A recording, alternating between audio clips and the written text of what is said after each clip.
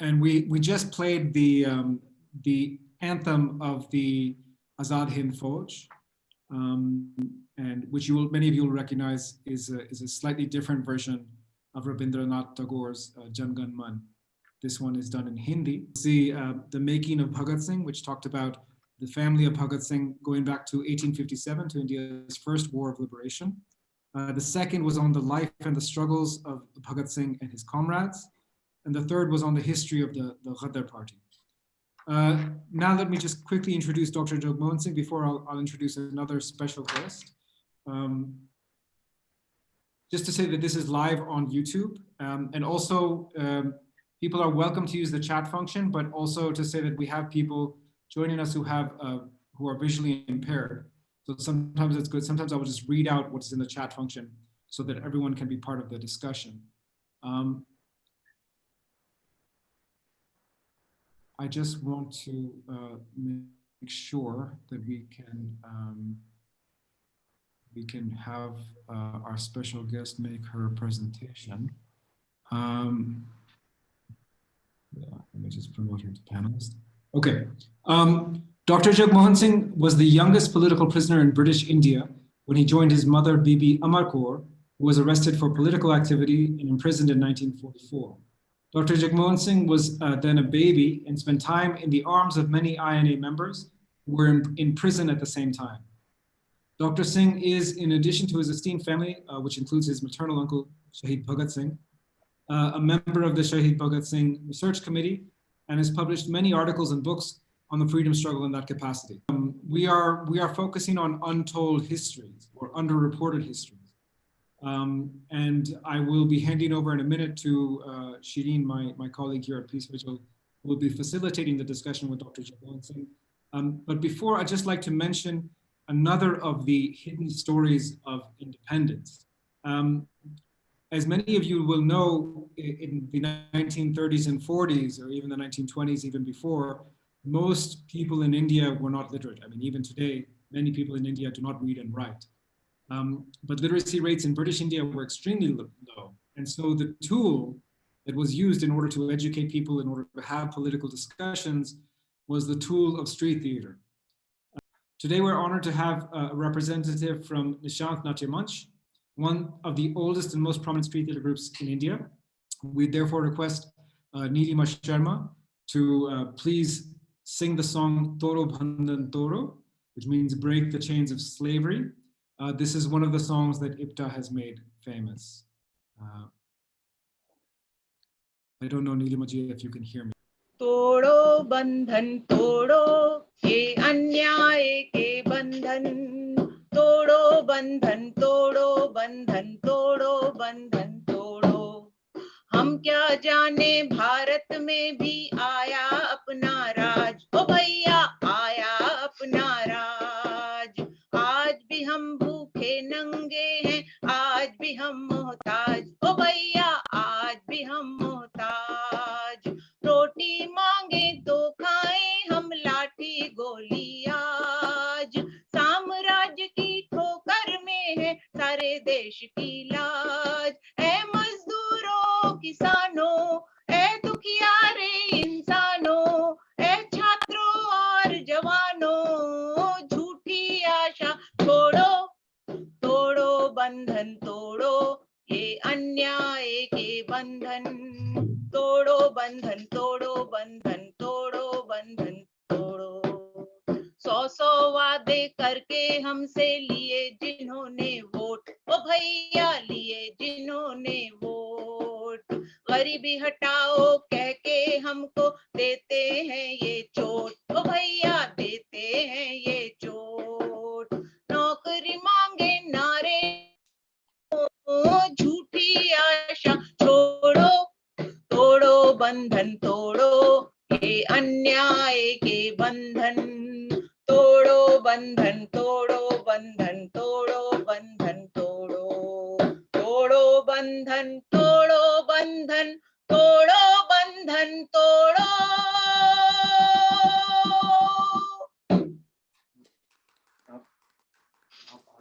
Thank you so much, Nilima ji. That was Nilima Sharma of Nishant Natya Manch. singing a song made famous years ago by the India People's Theatre Association. The street theatre has a long tradition dating back to the time that we're discussing before. With that, I would very much like to introduce my colleague Shireen, who will be taking over.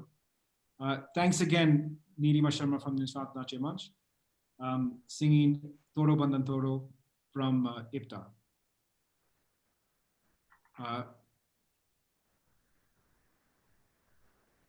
Hello, everyone. Hello from Peace Vigil. Thank you so much for coming to the webinar today. A special welcome to Dr. Jagmohan Singh, the nephew of Sardar Bhagat Singh, and also to the members of Nishant Natya Manch who agreed to sing for us today one of the very famous IPTA songs. I would also like to congratulate our members from Pakistan and India. Both countries are celebrating their Independence Days. Yesterday was Pakistan's Independence Day, today is India's Independence Day. And as a peace education organization, our task is to make sure that we learn about histories of the subcontinent where the diversity of the people of that region culminated in a unified struggle against the British Empire, which represented colonialism, which is a form of oppression. And I would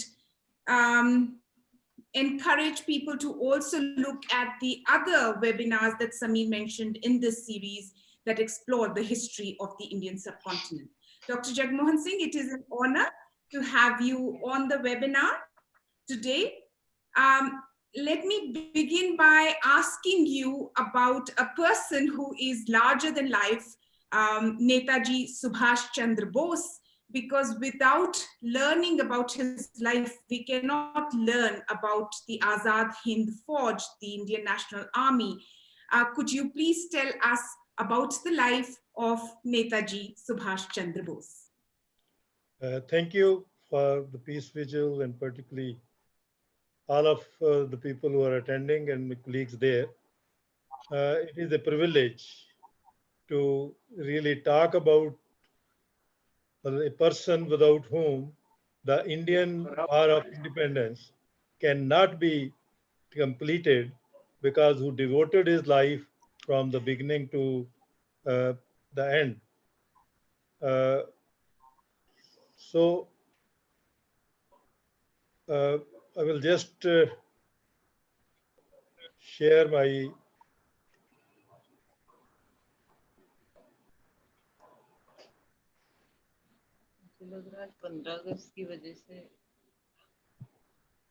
So actually through Netaji we are trying to discover his contribution to the idea of independent India, because that is the most important aspect of it. And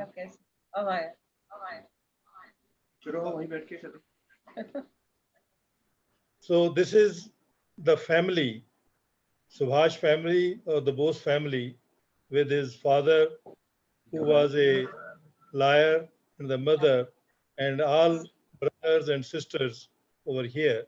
And this is Subhash. So this is an interesting part that he was actually born in Cuttack, Odisha. He was educated there.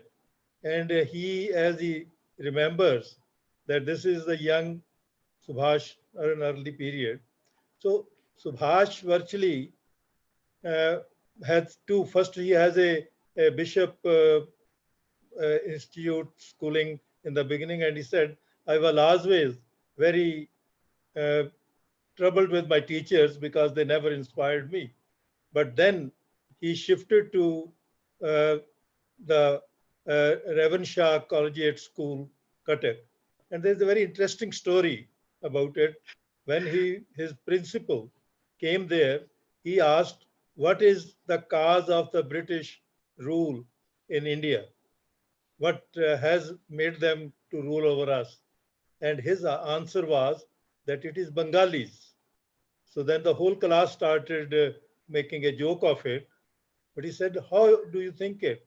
He said, if we would have registered on the very first uh, periods, we would not have let the India get into this slavery. And then his principal actually appreciated him, that you are very right. And this is the person, Bani Madhav Das, who was the principal. And it's very interesting. We talked about Ghadar Party in our last series, and the youngest revolutionary of the Ghadar Party, Kartar Singh Sraba, he had his early education in Ludhiana. He went to Cuttack because his uncle was a contractor there, and he was also student of Bani Madhav Das ji. So the person who was encouraging, and uh, so this is here. Uh, well, Subhash remembers that for me to see Mani Madhav Das was to adore him. I secretly said to myself that if I wanted an ideal for my life, it should be to emulate him. And a very interesting part is he had two daughters, and both of them turned revolutionary, Beena Das and Kalyani Das. Beena Das was the youngest girl who actually challenged the governor at the convocation. And when she was charged, she said, well, I have nothing personal against anybody, but well, this is the way we are treated, and that is the only way we can react to it. So I did it, and she was imprisoned. So this is the making of Subhash also. And very interestingly, when he was to have a great escape from India, he wanted that I must get the blessings of my teacher, Bani Madhav Das ji, and there was a clandestine meeting which was arranged, and to always so that means uh, so at the that was just at the age of 12, and he further writes about this, that the only one teacher has left a mark in my mind, and it was our principal teacher, Shri Bani Madhav Das ji. I was attracted to him from the first sight. I could not remember to have respected with such veneration anyone else. It was he who inspired in me the meaning and sense of respect. I had not reached then an age to find out the reason of doing so, but I found out that he was not of the ordinary category of teacher I always thought to be like him. So this is another is, then when he questioned about him, he introduced him to Vivekanand. And what Subhash writes about Vivekanand is a most interesting thing. He say he is reckless in his sacrifice, unceasing in his activity, boundless in his love, profound and versatile in his emotions, merciless in his attack, but yet simple as a child. He was a rare personality in this world of ours. So, like him, Subhash loved common people without the distinction of caste and creed. And that is the beginning of Subhash in that period.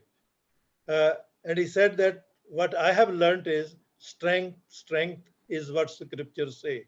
His greatest stress is on character building. This is what he say Vivekanand's message is.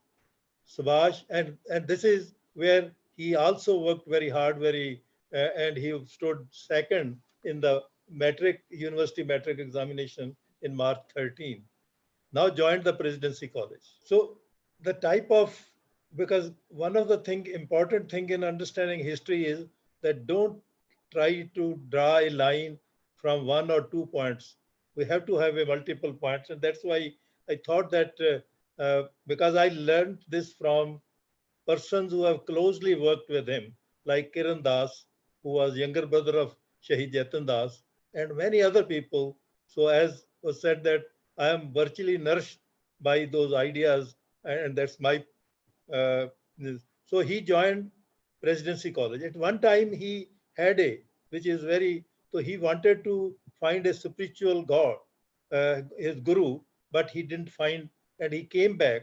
And then he said, the spiritual development is through social service, that you serve the people around you. That is your spiritual development.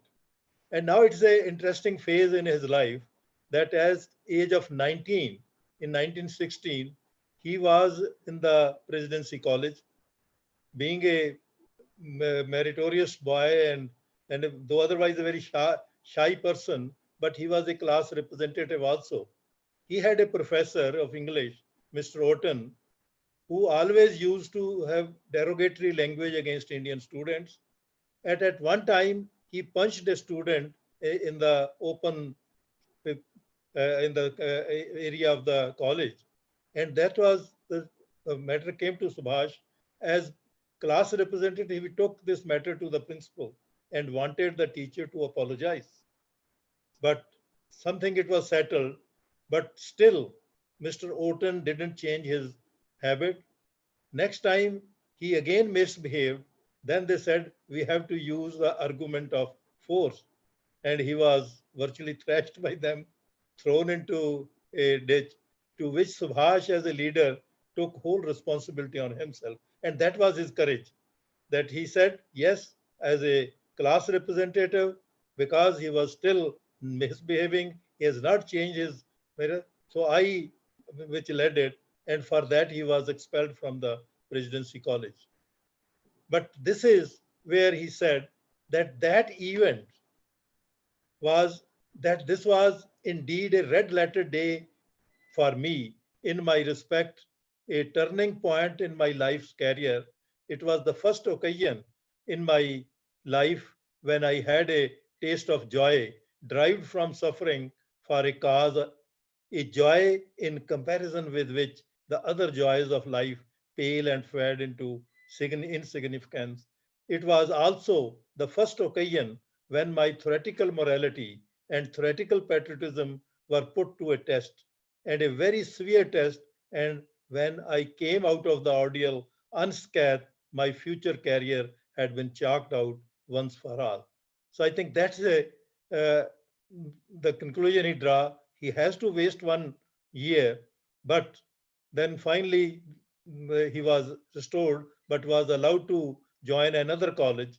So he joined another college and passed BA philosophy with second in the merit. He wanted to go for the experimental psychology for his MA, but his father actually said that you are becoming little hard boy. So you go to London, study for IS, prove your worth, and then we will talk about it. So in October 19, he took admission in Cambridge, studied only 8 months, but sat for the ICS. ICS is Indian Civil Services, the highest services are there. He was fourth in the merit with first in English composition. So that was his position. Yes. Dr. Jagmohan Singh, it looks like he had something in common with Bhagat Singh, because apparently Bhagat Singh also made a lot of trouble at college. Yes, I think all of them have the same type. Like Bhagat Singh also do social service. Today I was talking that he was in 1926 with B.K. Dutt. He was in Kanpur. Kanpur had the worst floods in record of history. And he worked so hard. My mother used to tell that when he came after 1 or 2 months, his skin of the legs was so much uh, actually injured because of his continuous work in that water of flood. So that I think the spirit, and that spirit you will find the patriotism when we say, or Desh Prem we say, it is this, the love for your people. You stand with them, you suffer with them and learn also that why, then you think about why the suffrage is there and why the government doesn't come in. So I think that's a common thing, because he had a challenge. Bhagat Singh had his challenge in the same age when he run away from home, and his father also taught him the same way. So there is some similarity in, Yes. and that's what I think is a law to be discovered, that if we want the young people to move further in their life, they must learn this. That instead of, we will talk about, there is an interesting part which he finally concludes over here. Yes, and I think that questioning of authority, that questioning of anything that is wrong, even if it's coming from your teachers, that we can see that streak in these people who later on led the freedom struggle.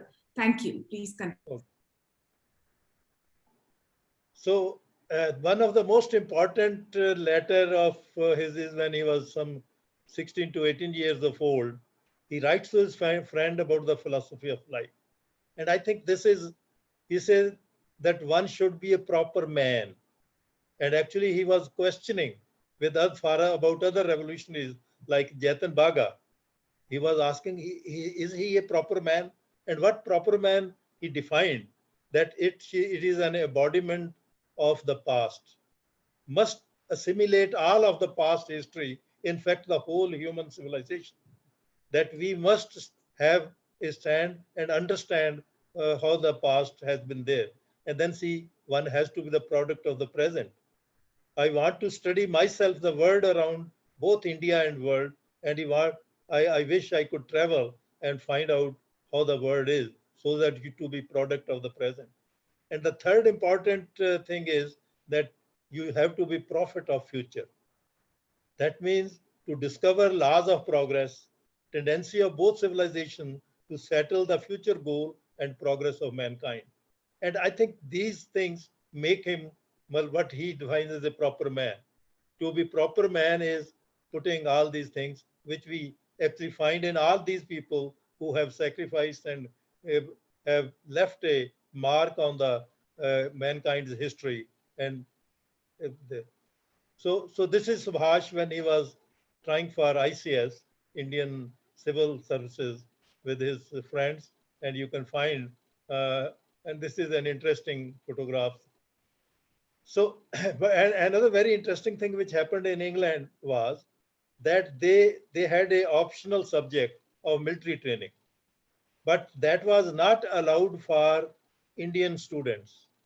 So he actually fought for his right, and he went up to the Secretary of State and represented and personally pleaded.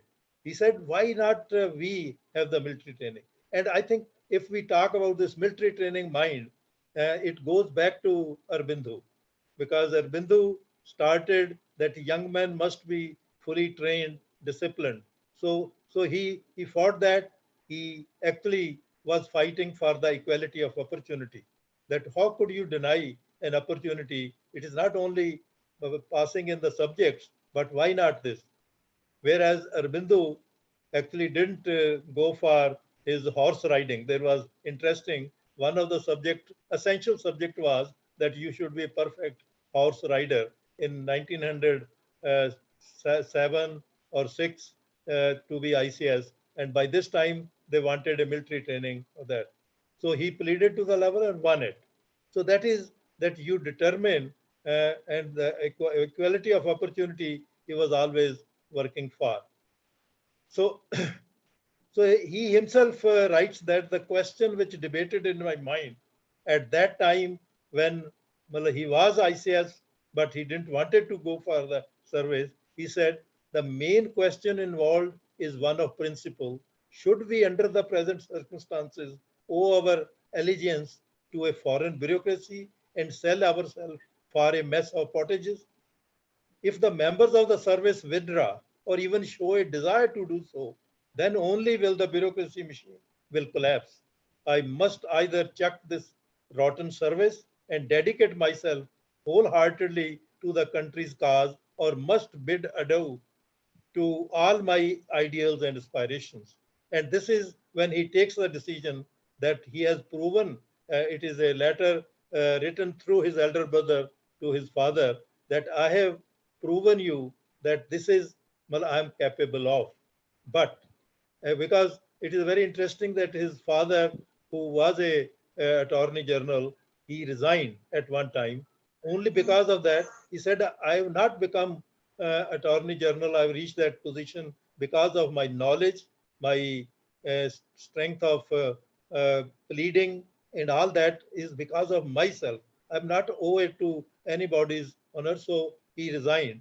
So he said, you taught us that I would not sign on my slavery, and so I am resigning it. And that was well, when he resigned ICS, and this is where he follows Aurobindo also, because Aurobindo was also uh, elected, selected in the ICS, but he refused to join, and he was the second one.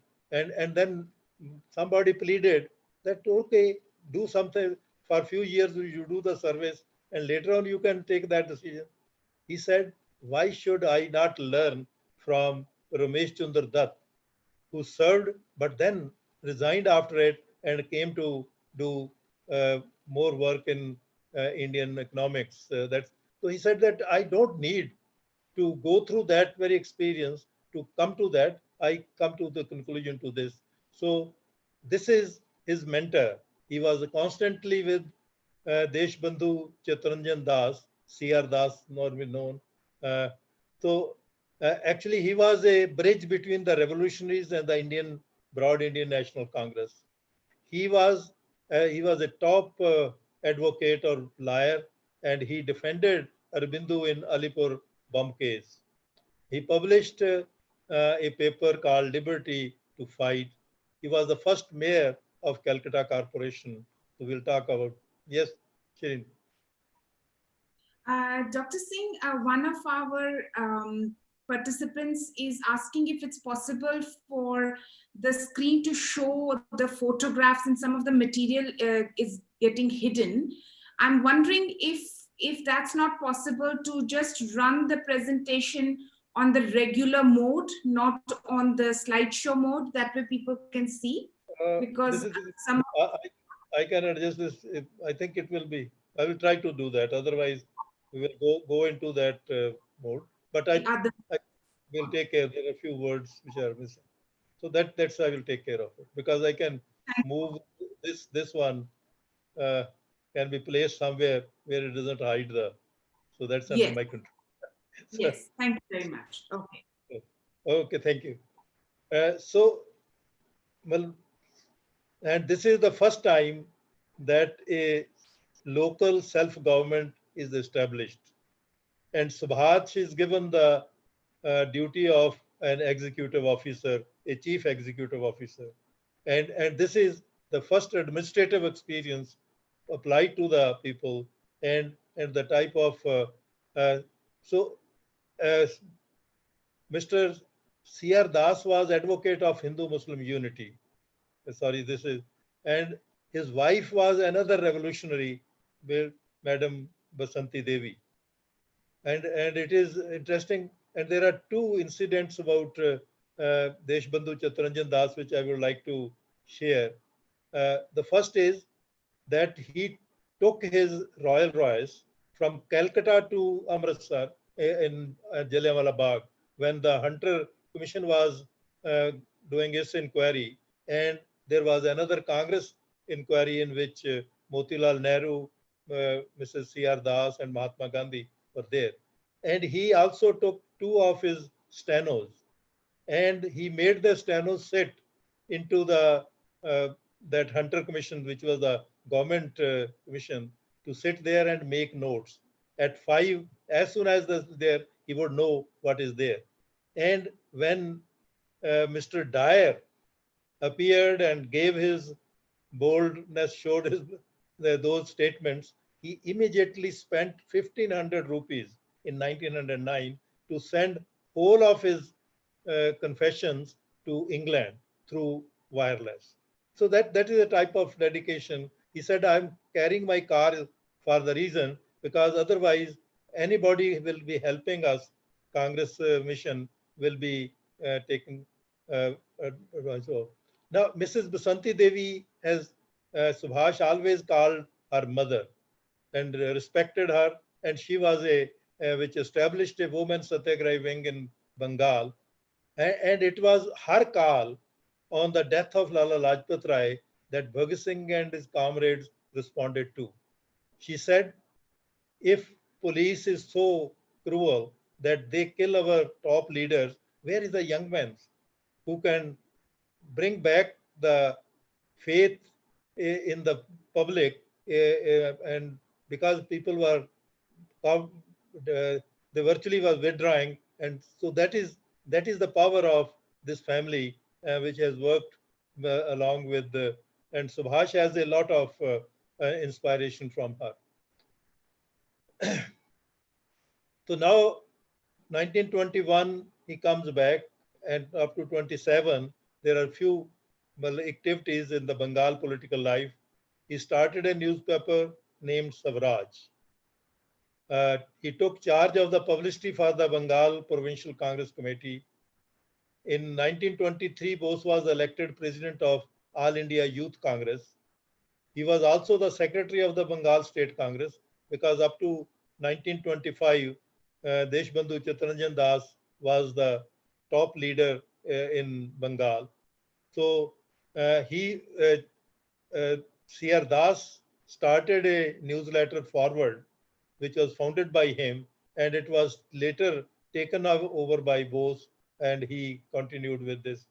And he also named his blog later on as a Forward blog when he has left the Congress and made another attempt. We'll talk about that. Worked as the CEO of the Calcutta Municipal Corporation, as we talked. C.R. Das was elected mayor. In a roundup of nationalists in 1925, Bose was arrested and sent to prison in Mandalay. And in Mandalay, because in 2 years, he contracted tuberculosis.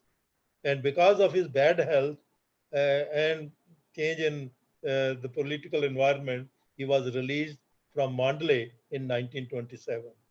Because Mandalay is to which Bhagat Singh's uncle and Lala Lajpat Rai were sent, and that was used as a extermination a jail outside India.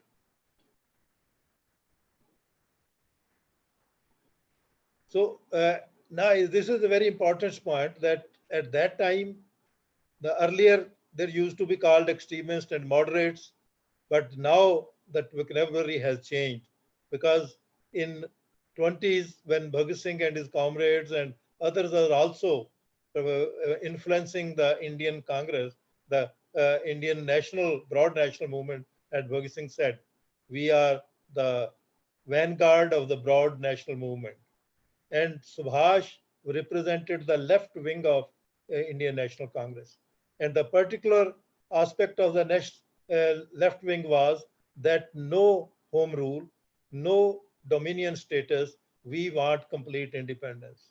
And it was in 1928, the Congress session held in Calcutta, where Bhagat Singh came directly from Lahore also, and a joint resolution for adopting complete independence was moved by jointly with Pandit Nehru. But later on, Gandhi influenced Pandit Nehru. He withdrew it and wanted 1 more year to wait. Maybe we get some dominion status and we will leave this complete independence to be taken later. But in 1 year, many things happened, because in 1928, Bhagat Singh started that the inequality can only be solved by socialism. So he renamed his party as his socialism, that is Hindustan Socialist Republican Association. And also he well, then those influences were there. And then finally, in 1929, Lahore Congress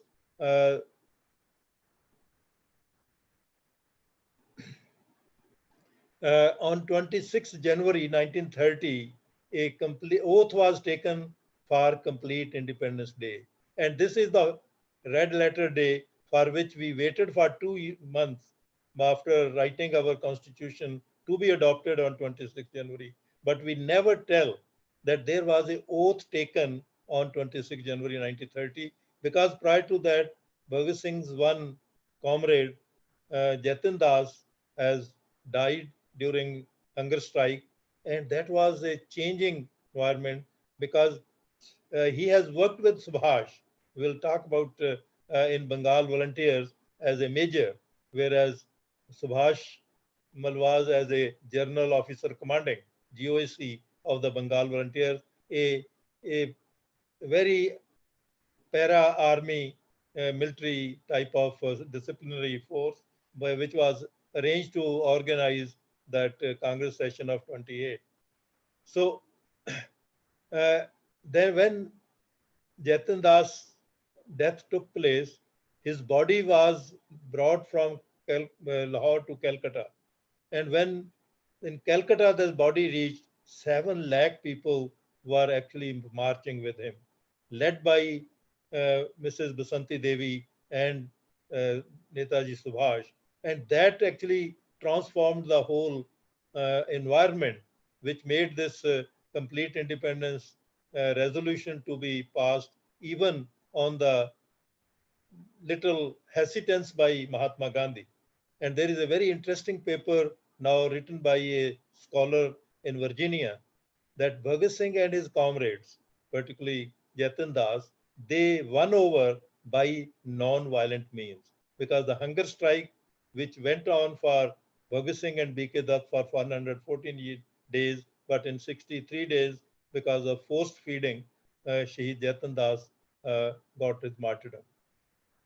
Dr. Jagmohan Singh, from here, it's important to point out two things.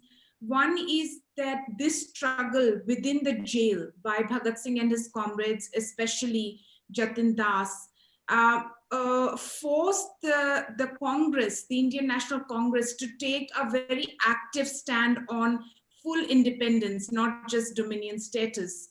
And they demanded that full independence be given, but also the rights of political prisoners within jails.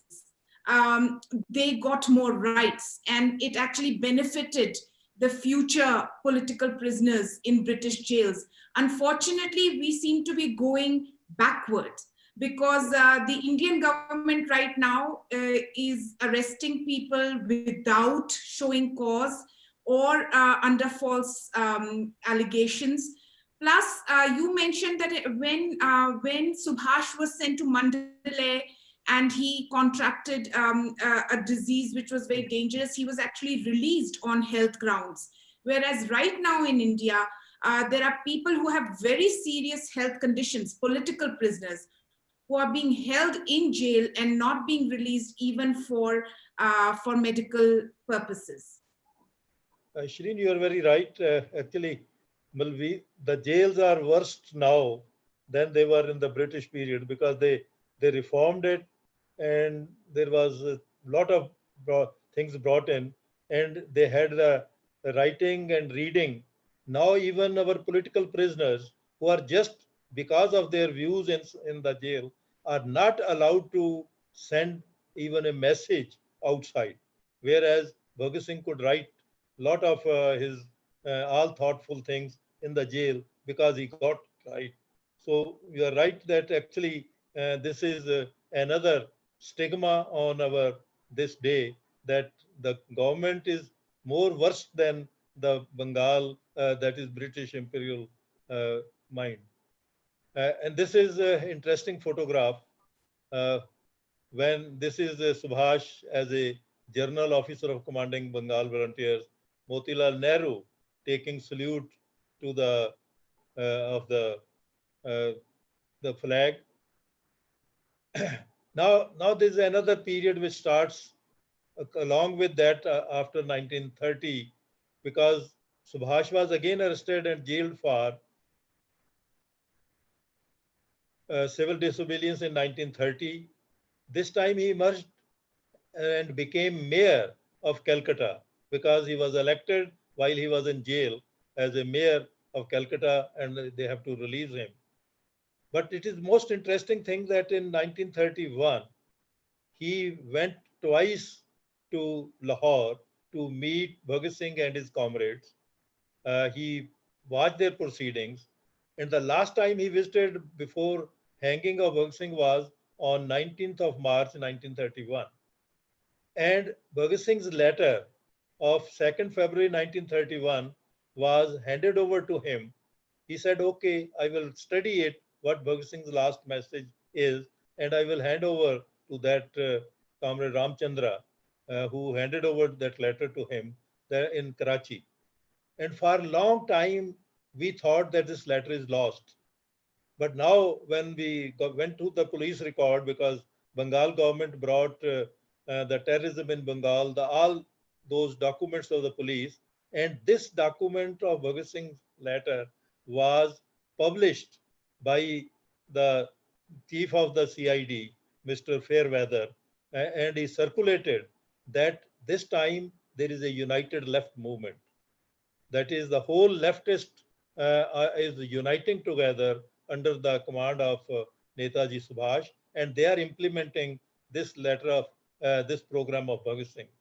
So, and that then we found, because even Ramchandra said that I have lost that letter. I said it is found, but now, and it was recovered by the police from a revolutionary lady who was a detainee was there. So this support group of the left, the Naujawan Bharat Sabha, which was established by Bhagat Singh, they renamed themselves as a Congress Socialist, and they joined the Congress. Then one part of the Gadar party, who was working in the peasantry and the labor class, who called themselves as Kirti Party, they also supported. So Subhash becoming president of the Congress was this support of the left that brought him to the presidency later on. But in the meantime, because of his health was deteriorating, so he, in 1933, he had to go to Europe during his illness. He was in Austria, which is now German, and he had whatever he desired at that time, that I must see what is the present situation. He studied Russia, he studied those new nations coming with the socialistic pattern of governance. He observed the party organizations of the Europe. He also studied fascism, which was in action at that time. And he writes that in this period, he also researched and wrote the first book, part of his autobiographical history of the Indian struggle, which was covered that country's independence movement up to 34, 1920 to 34. Although it was published in London in 1935, but it was banned in India because the British didn't wanted that these ideas should be uh, propagated in India, because his analysis of that movement was never wanted. Uh, and this is also an interesting that during his that stay, when he was actually recovering, Miss Amelie Shenki, who nursed him all during his illness, and also she helped him in writing that book. So they got married and had one daughter out of this marriage. So this is the photo. So he came back and he was the whole of, because this was not only a personal visit to Europe, but it was building relationship and a diplomatic relationship with all the Europe and understanding them. He had a good contact with Russia, the German, Italy, and other European countries. So when he came back in 1938, he was elected president. As I told you, it was with the help of those uh, Congress Socialist group, which was the continuity of Bhagat Singh Naujawan Bharat Sabha, and the Kirti group, which helped him. And he was re-elected in 1939. And this time, really the rightist wing of and this is written by Netaji himself, that the rightist wing, and rightist wing was a compromiser. And whereas the leftist wing was that we take over all the powers to the Indian masses, their decision taking. So the second time when he was elected, he defeated Patabai Sitaramaiah, and Gandhiji said, "This is my personal defeat," and they didn't cooperated with him to. So this non-cooperation of the right wing. So he resigned as Congress president, and later on he was removed from the Congress also with these differences of the Congress High Command.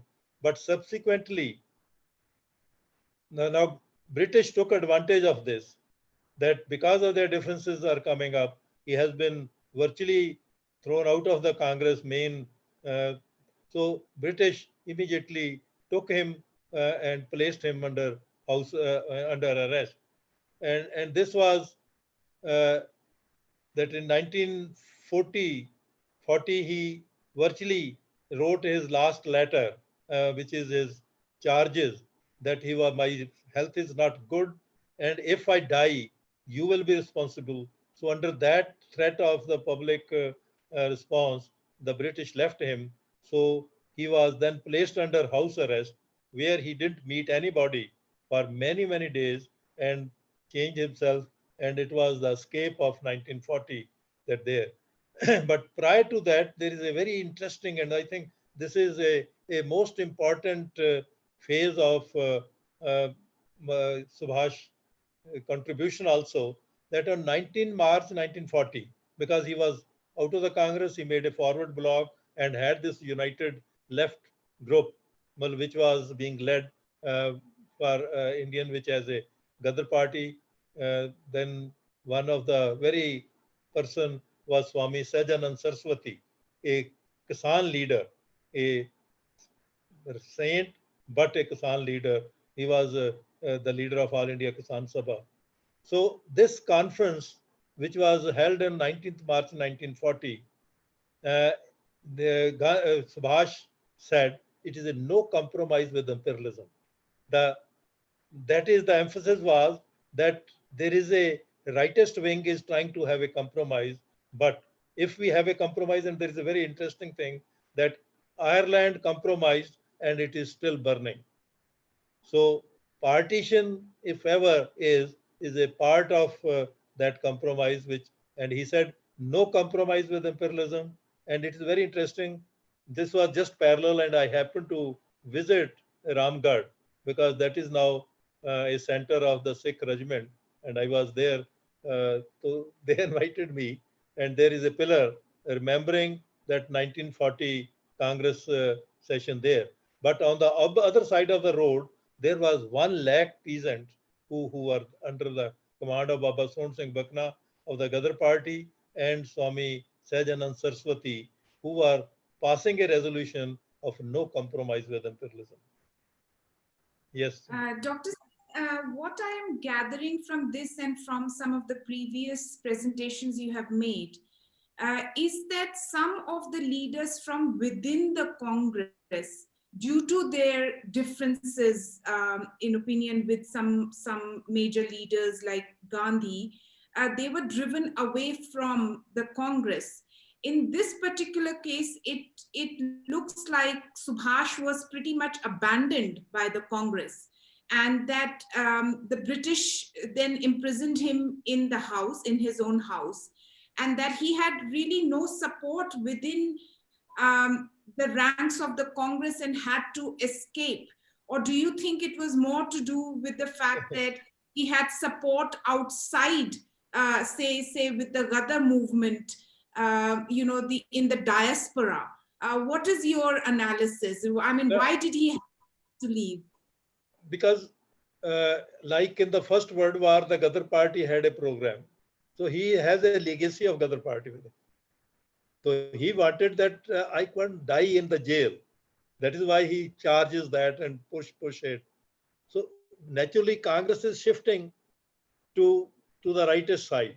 The rightist side is where you are compromising, you will sacrifice the people's rights to your own rights. So that's a part of it. But then he has a design that why not? Now the world war is coming, because in 1940, he has already been to Europe. He has been seeing that the things are precipitating. He said, now is an opportunity. We should be there. And escape was made possible by the Kirti party. And interestingly, the person who led him, and with all disguise and all other things. So that's interesting story itself, a very dramatic story. How that story, because it's a very interesting story. I think everyone would like to hear it. Please tell us. Okay. Then all the time he was said that he is so sick that nobody will meet him inside. They only push the food he ate and gave back. So within those days, he grown his beard. And actually, Ashar Singh Cheena from the Kirti party has clandestinely met him, and they designed it that he could, one way is to escape all the way from Calcutta to Kabul or to Peshawar and to Kabul. And from Kabul, you can go to the Russia, because then you're safe from now taking this long story. So then he posed as a LIC, that is a insurance agent, and finally from Goma he takes the train, and then when he reached towards frontier, he says that because he can't speak Pashto, so they say he's a dumb, and my brother is, and I'm taking him to some saint for this blessing so that he could recover his. And this is how he's smuggled out of India without British knowing that, because that whole aura which was made in the house, because even after that, well, the same process was continuing, but only his brother, his sister-in-law, and those two, three people knew about it. Nobody else knew about it. So that was a great, we call that a great escape. But that escape was for bringing freedom to India. So then he went to Russia. But in the meantime, actually, because the international situation has changed, that Russia first, well, has a kind of uh, settlement with Britain against German. So he said that I can't take you because I can't annoy Britisher now. So then from there he was made to go to Italy because he was traveling on an Italian passport. But it was all with the understanding of the Russian high command that he should escape. And then he goes to German. And in the meantime, we come to that next phase. So this is all what we have already talked, but this was his diplomacy with is that enemy's enemy is a friend.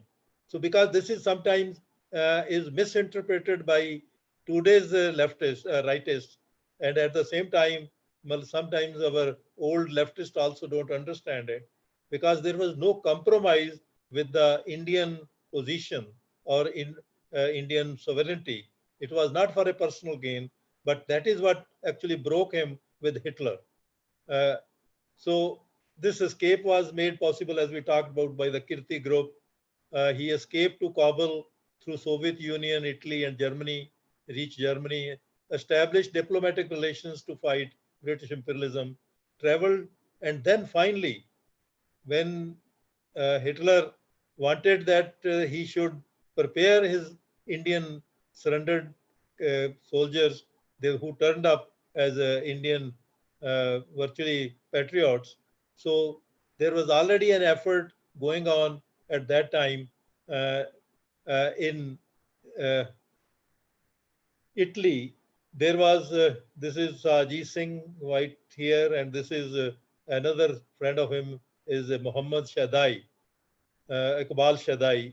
So these two people were already organizing a Azad Hind Lashkar in Italy. And Shadai has a very good diplomatic relationship with Italy. And there, Sajid Singh started making speeches through Radio Himalaya.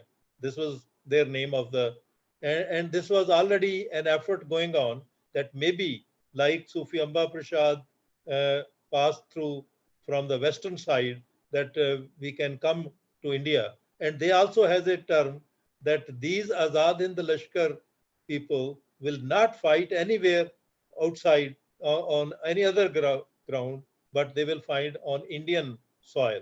So that was the condition which was important. And this was also, contact was made by. Dr. Singh, there are a few questions, but I think it depends on you. There are a few questions that are coming in. If you'd like to take them at the end, or now? And also, Dr. Singh, there is a separate question coming on YouTube asking us if you could explain a little bit more about Subhash Chandra Bose's disagreement with Hitler and why he broke off and why he refused to then work with him.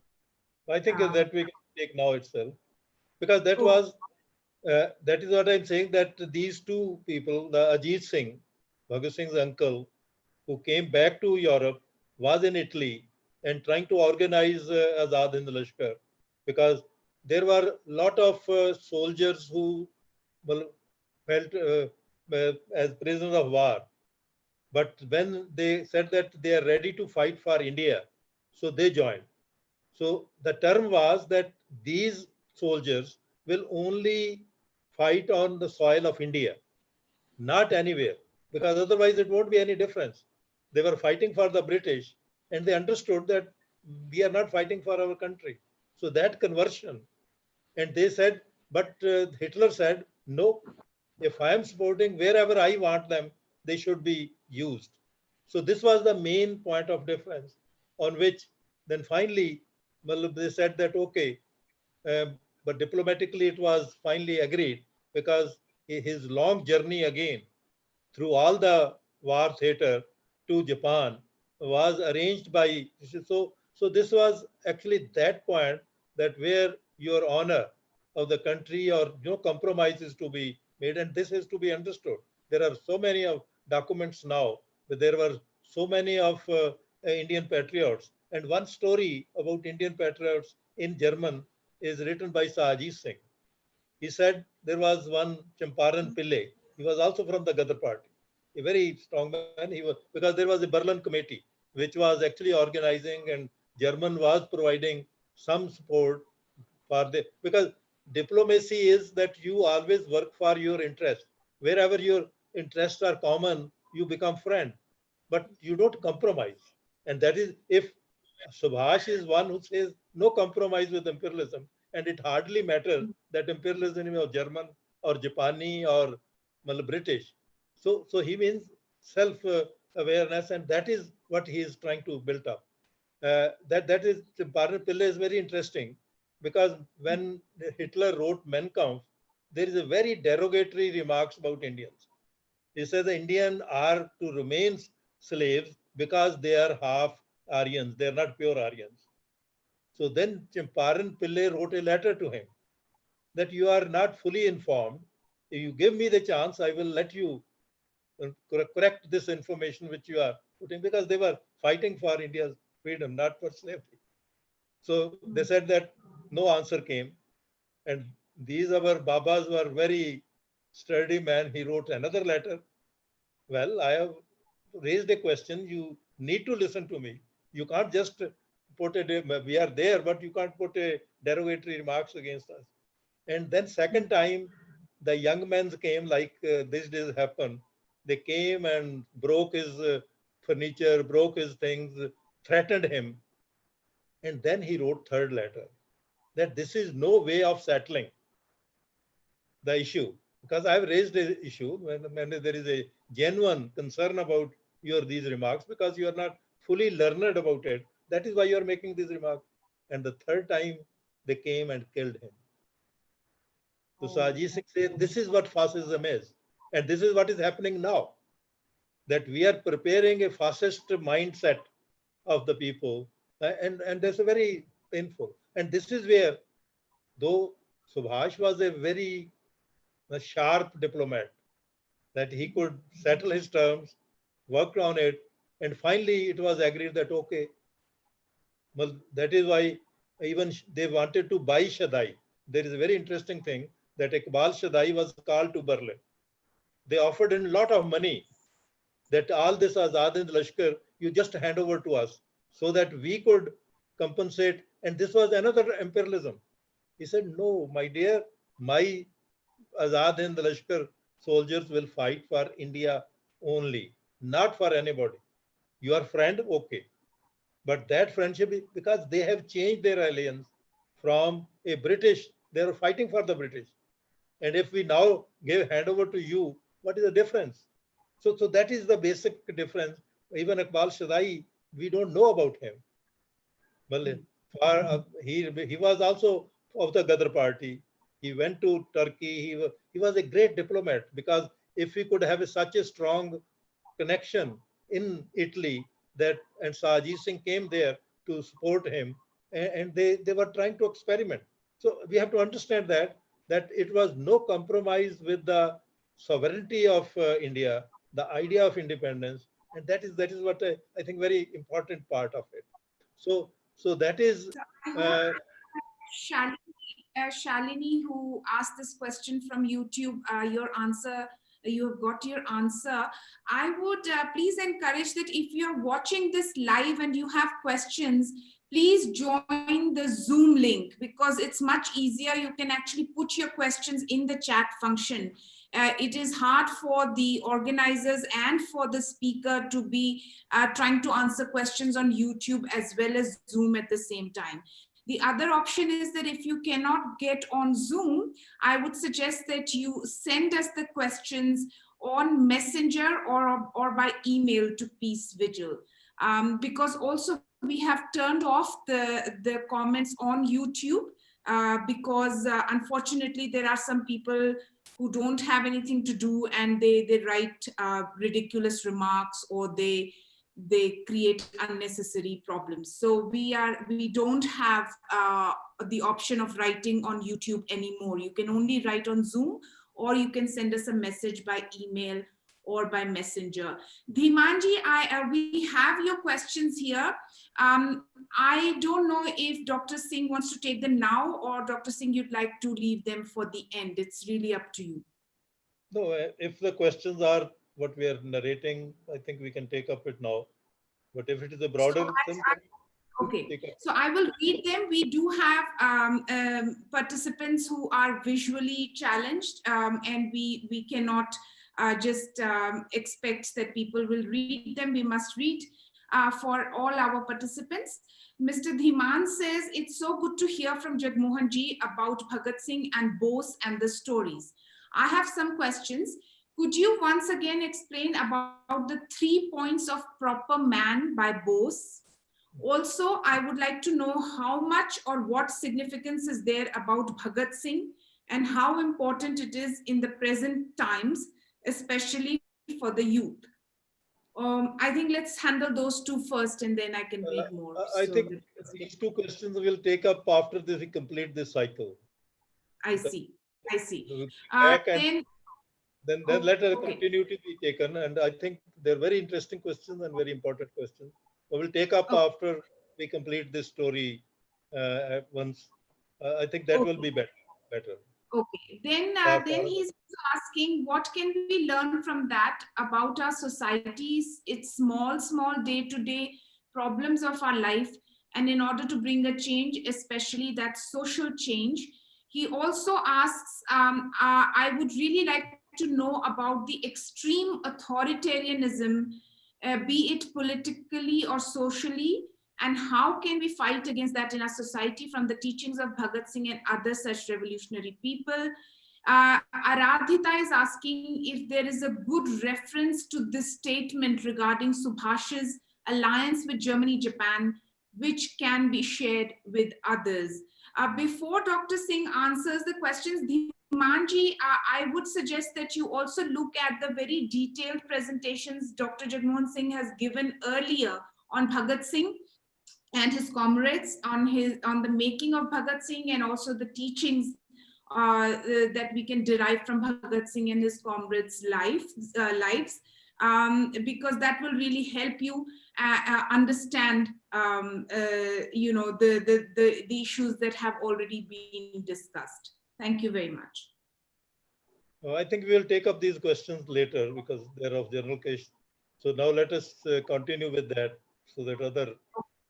Okay. So now there is a theater shift from west to east, because the same Gadar party center in Japan was being occupied by Raspberry Bose, who was developing his all kind of diplomatic relations with Japanese, and he had set up an Indian Independence League at the same time in 1941. So Subhash knew about it, and the Raspberry Bose has been the main organizer of the Ghadar party in 1915. He escaped and he settled there. But they were always developing relations with that.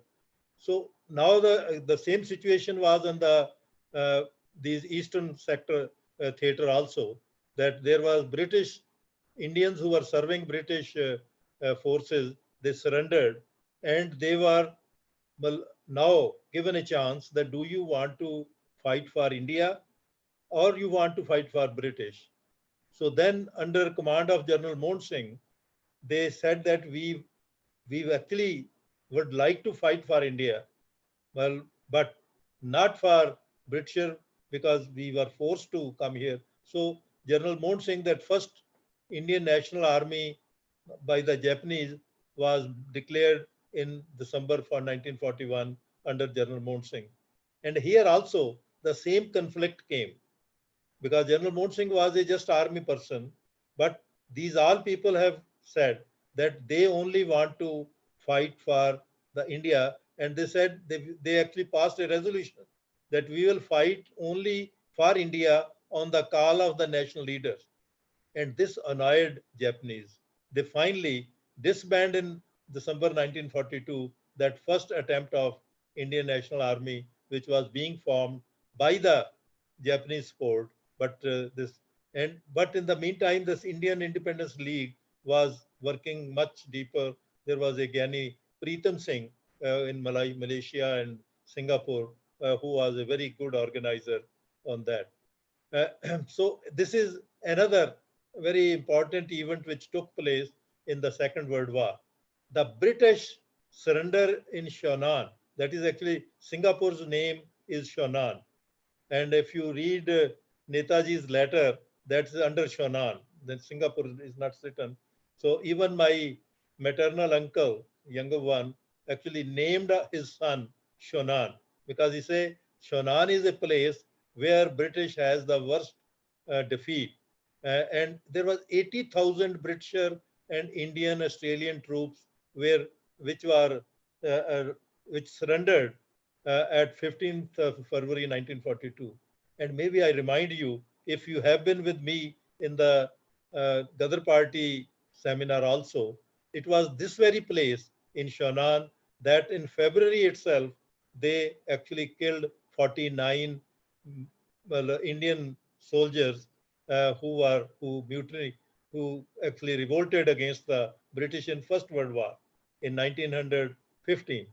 And it was the same place that this surrender took place. And that is why there was, I say, as they say, that a martyr's blood never dries. So virtually those earlier thing had brought, because army can only work if people support them.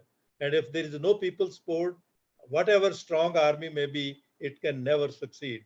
So this was the biggest, and these 80,000 people, out of which a lot of Indians opted for fighting for India, and that was which was virtually became. So this was the time when Netaji virtually reached in July 1943. He reached Japan from with all that was a very dangerous uh, uh, travel with the submarine, because there were a lot of uh, the allied forces like American, British uh, forces there. But he came and with his Akam as his 2IC, he has been constantly writing that maybe we don't know the next day will be there or not, but my message must be reached to my people so that the struggle is continued. So Netaji is reaching in Japan in 1943, and you heard one of his speech as the prior to the start of this. So this is a record available. So his announcement actually changed the whole environment, because a man with a mystical disappearance and then reappearing virtually was a magical effect, whereas already a lot of patriotic work was being done there. And on October 1943, he announced the formation of the provisional government of Azad Hind, which is Free India. And he himself was the head of the state, prime minister, and minister of war. And this was again a very important two messages were there. One was that when he now sit with Japanese, he sit as an equal representative. That was bringing India on a equal footing in international uh, talks or matters. So this is his cabinet, and this is Dr. Lakshmi Sehgal, who was in charge of the Women Affair and also as the commander of Rani Lakshmi. So now, most important part is that Azad Hind government actually brought some new principles of working also, and that's more important. You did because he was putting, well, what type of that is? It was first of all was to negotiate on equality basis with other nations and sitting over there. Uh, and when he established the reorganized the National Indian National Army INA. So the principles of equality, irrespective of caste, creed, religion, and gender, was the first thing. And there was a lot of opposition by the Japanese when Rani Jhansi Brigade or regiment was being established. They said, women don't fight. He said, no, this is an Indian tradition which comes from 1857 that our women have equal fighting power in the field as well as out of the field. So this was virtually re-establishing that all equality of caste, creed, and because the British brigades are even up to now, they are based on religion, on caste, on creed, Mahar Regiment, Sikh Regiment, Jat Regiment. So he broke that. No, he say we are equal, and so he actually brought four brigades. One was Subhash Brigade, Azad after Maulana Azad because he was president of the Congress at the time, Gandhi Brigade, Nehru Brigade, and Rani Lakshmi Regiment, and Bal Sena. And one of the Urdu, because that was a common language between all India people can understand it. This is and was written in Roman. So he gave a motto to INA: Ittihad, Iltmad, or Kurbani. That means Ittihad is unity, confidence, faith in ourselves, each other, and sacrifice. So I think he based that, and as we remember it from past, Jallianwala Bagh, it was the same unity and the faith within each other which actually perturbed the British at that time. So this is the basic principles are more important, and we have to lay emphasis on that because ideas are being formed so that a new idea of independent India is emerging out of this. Yes, Neil. Dr. Singh, it's very interesting to note that under Subhash's leadership, the regiments were also named after Gandhi and Nehru, even though he had major disagreements with them, which makes me think a little more deeply about how we view alliances today. Unfortunately, we burn more bridges than we build, you know, whether it's the leftists or anybody else. And so in the end, what suffers is the struggle. So I'm not saying that we should compromise on the basics, but at some point, I think we are all humans. And perhaps the way to go forward is to talk and figure out where we can actually come together on common ground. So for me, this is quite revealing that he's still using Gandhi and Nehru as inspiration in the army. I think one of the very important point is that there was no personal enmity. This was a principal decisions, principal differences. So now these days, we are making it a personal attacks. If RSS is making attack on Nehru Gandhi, because their space can only be created by making them disappear from the people's mind. Whereas here, he is working that all forces have to unite. Like even first government which Nehru made was a national government. He even accepted Shyama Prasad Mukherjee in it. So that is a lot of difference which has to be understood, that our present leaders don't have that capability of leadership. That is what Bhagat Singh says, that I have nothing to do with the Britisher.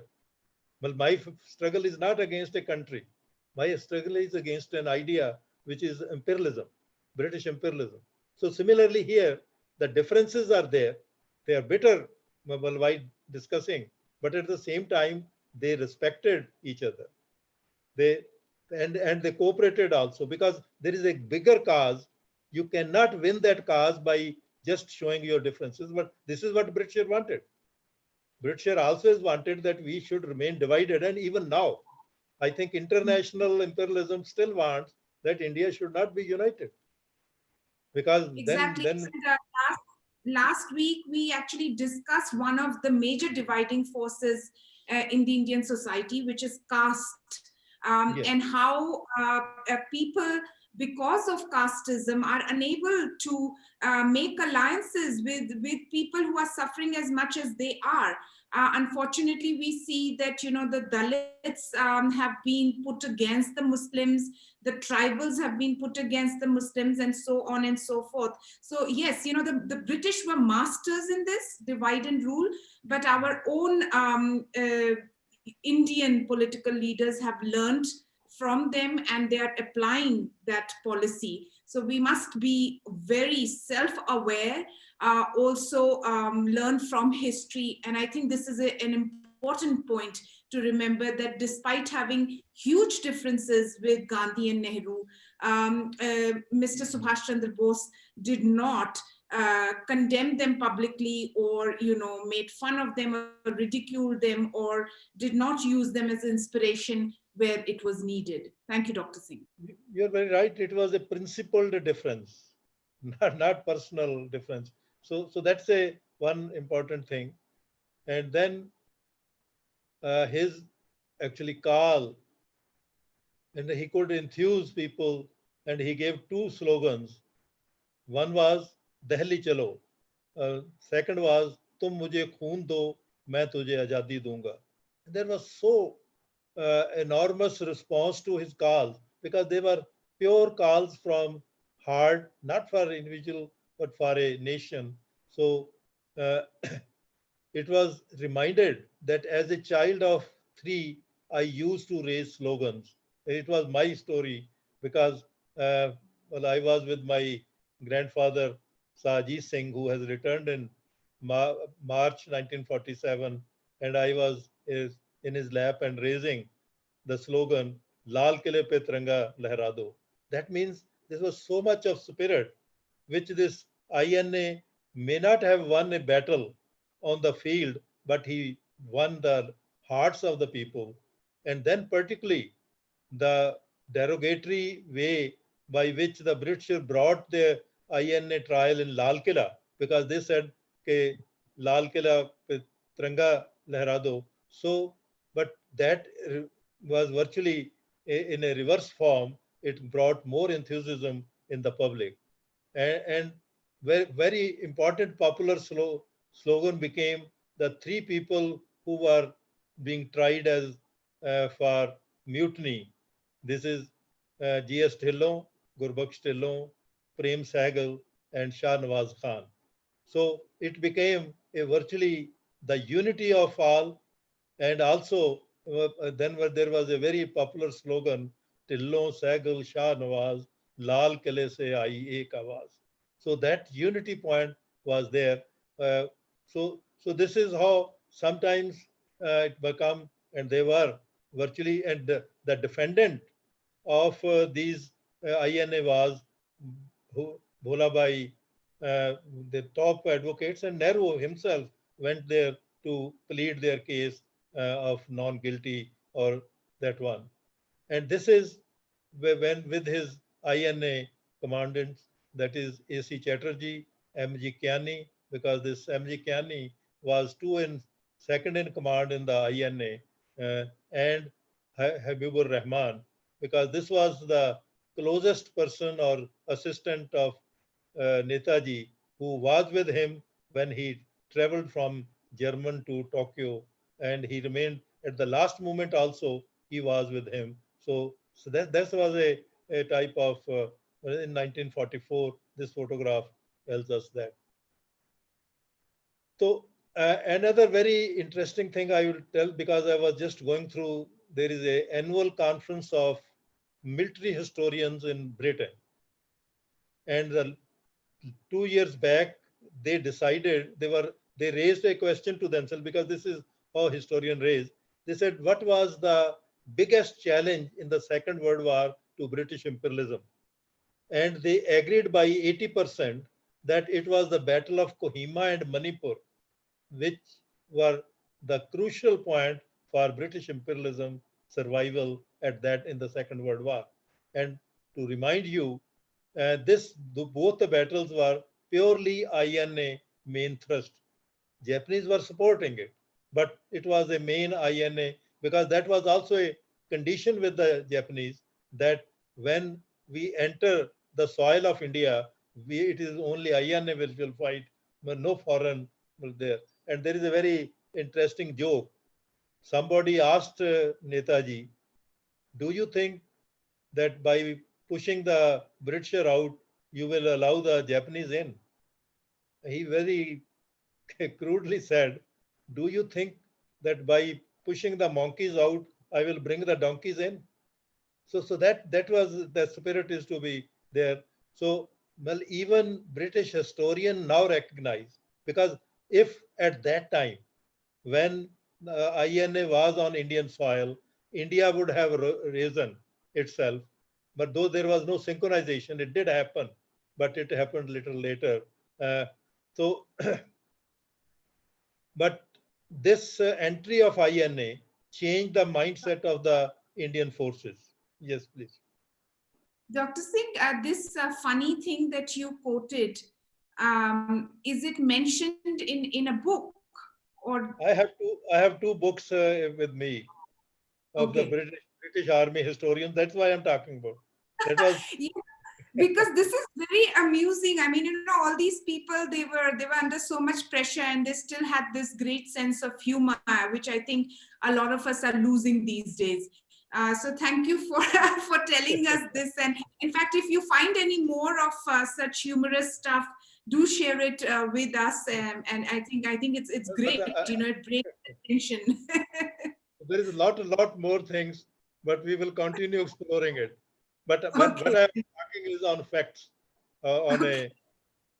Similarly, the British, I brought that books also, in which those Britishans decided that what is important, and this gives us the importance of INA in a historic process, that it is not that you win, but by putting a logic, which is, and I'm reminded of a couplet by Faiz Ahmed Faiz, कि गर बाजी इश्क की बाजी है तो लगा दो जो मन चाहे जीत गए तो क्या कहने हारे भी तो बाजी मात नहीं. Actually, Wow. this is what is to be Beautiful. remembered. This is a dialect, that you make an action. It is not for victory, and that is why sometimes we teach, oh ji wo to fail ho gaye, wo to pass. Lekin this is not the purpose. The purpose is, are you taking the politics to a higher level? You are taking the ideals to a higher level. So this is what INA is. INA is sacrifice with the logic. Can you translate? Yeah, can you translate the Urdu a little fully for our viewers, please? Thank you. Well, okay. गर बाजी इश्क की बाजी है तो लगा दो जो मन चाहे. That if it is a matter of your passion, then put everything on stake. गर बाजी इश्क की बाजी है तो लगा दो जो मन चाहे. It is a matter of passion, and if it is a matter of passion, then put everything on stake. गर जीत गए तो क्या कहने हारे भी तो बाजी मात नहीं. That if you win, you win. But even if you are not victorious, you still are winning because your idea has precipitated the things. And that's what happened at that time. Because it didn't happen Thank, at the time the INA was at Kohima or Manipur. But later on, it changed the whole mindset of the Indian forces. And there was the biggest Navy mutiny. There was the biggest Air Force mutiny. We talk about Navy mutiny, but there is the Air Force mutiny also. So the all forces started uh, virtually coming in, and there was the biggest labor strike in Bombay. So that is the effect of Netaji's policy is to precipitate and put the things into there. Now, uh, there is always a questions which are raised about Netaji's views, and I have just few quotations from him that in his correspondence prior to 1939, he reflects his deep disapproval of the racist practices and annulment of the democratic institutions in Nazi Germany. And the same is the views of Ajit Singh, who says that personally, I don't take up the personal matters, but fascism of Italy, I will definitely discredit and talk about it. Even I can uh, gave speeches against that. The similar was the position of Bose. And he writes that today I regret that I have to return to India with the conviction that the new nationalism of Germany is not only narrow and selfish, but arrogant. And these words will be forgotten because we will try to pick up some other word. And sometimes diplomatically, there are things, though they have explanation, but this is what is that when he was addressing a Bombay corporation, uh, well, actually he had a very interesting address of to Bombay Corporation, and he said to Bombay Corporation that while I was in Europe had taught me that socialism virtually makes us that whatever local level you are, if you take care of everyone, every citizen of the city, then it is a socialism. That is, every citizen have to be equally treated. So that is, he is trying to learn and simplify. He also says that I've learned from Ireland that they compromise and even up to now, like we have a burning at our head, similarly they have a North Island which is burning over there. So that is his future prediction. So he's really like a prophet of the future who understand the social system, who understand the laws of history and building it. So then the last words is very interesting because I read this General Kiani's uh, note on Subhash. He said, because he was now handing over the charge of the Indian National Army while going, escaping to, uh, which was a unfortunate flight which he last took. Before that, he said, I am a revolutionary. We have been wanting to have a trained manpower and arms since our Gadar days to bring complete change. But now we have can we continue? We have both the things. Can we continue the war of no compromise with British imperialism? But Mr. Kiani said that I am a trained soldier. My problem is that if we would have been on Indian soil, then this war could have continued. But now we are in Malaysia and Singapore because these are not these people's interests are not exactly what India's interests are, and they would not support us. Virtually, we will get isolated. So that is the concern, and this also shows that legacy of Ghadar party, which was attempted at a higher level in this level over here. So the legacy of Subhash is work for end of inequality, poverty and upliftment of peasantry. This was his address of Karachi Naujawan Bharat Sabha.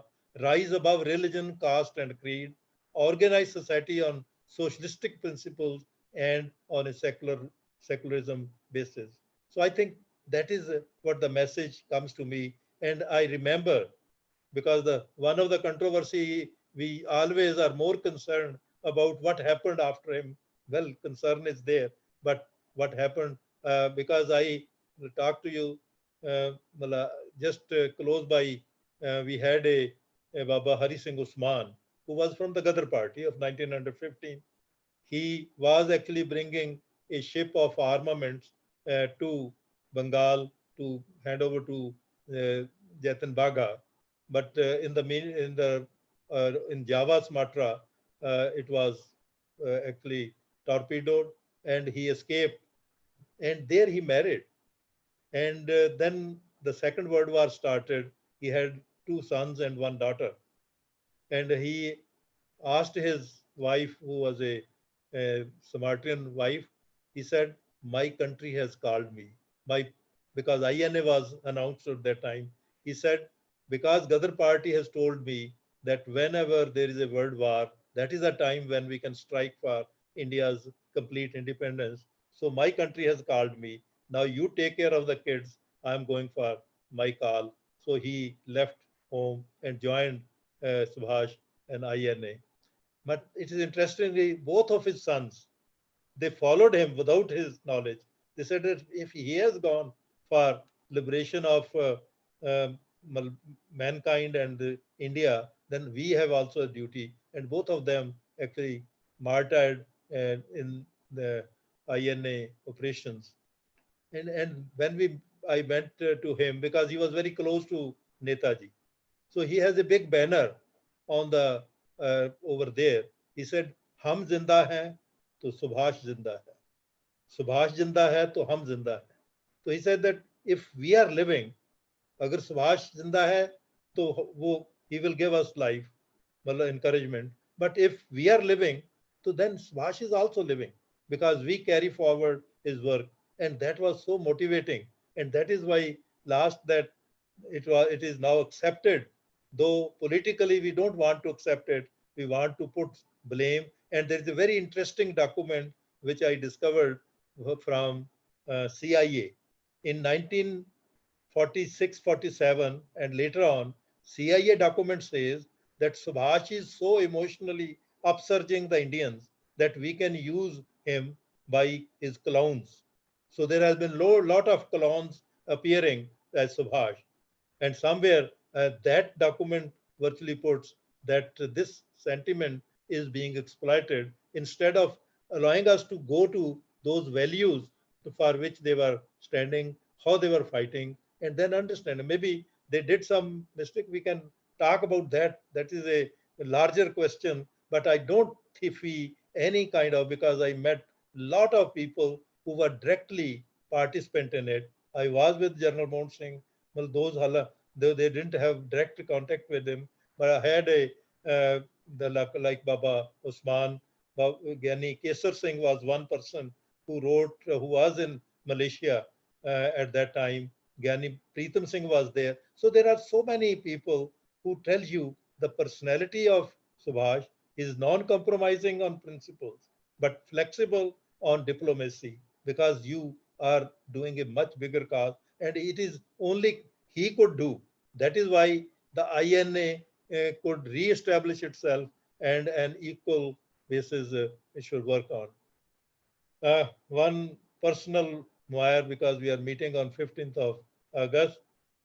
This was the day when Sajit Singh, Bhagat Singh's uncle, who we have talked about many times earlier.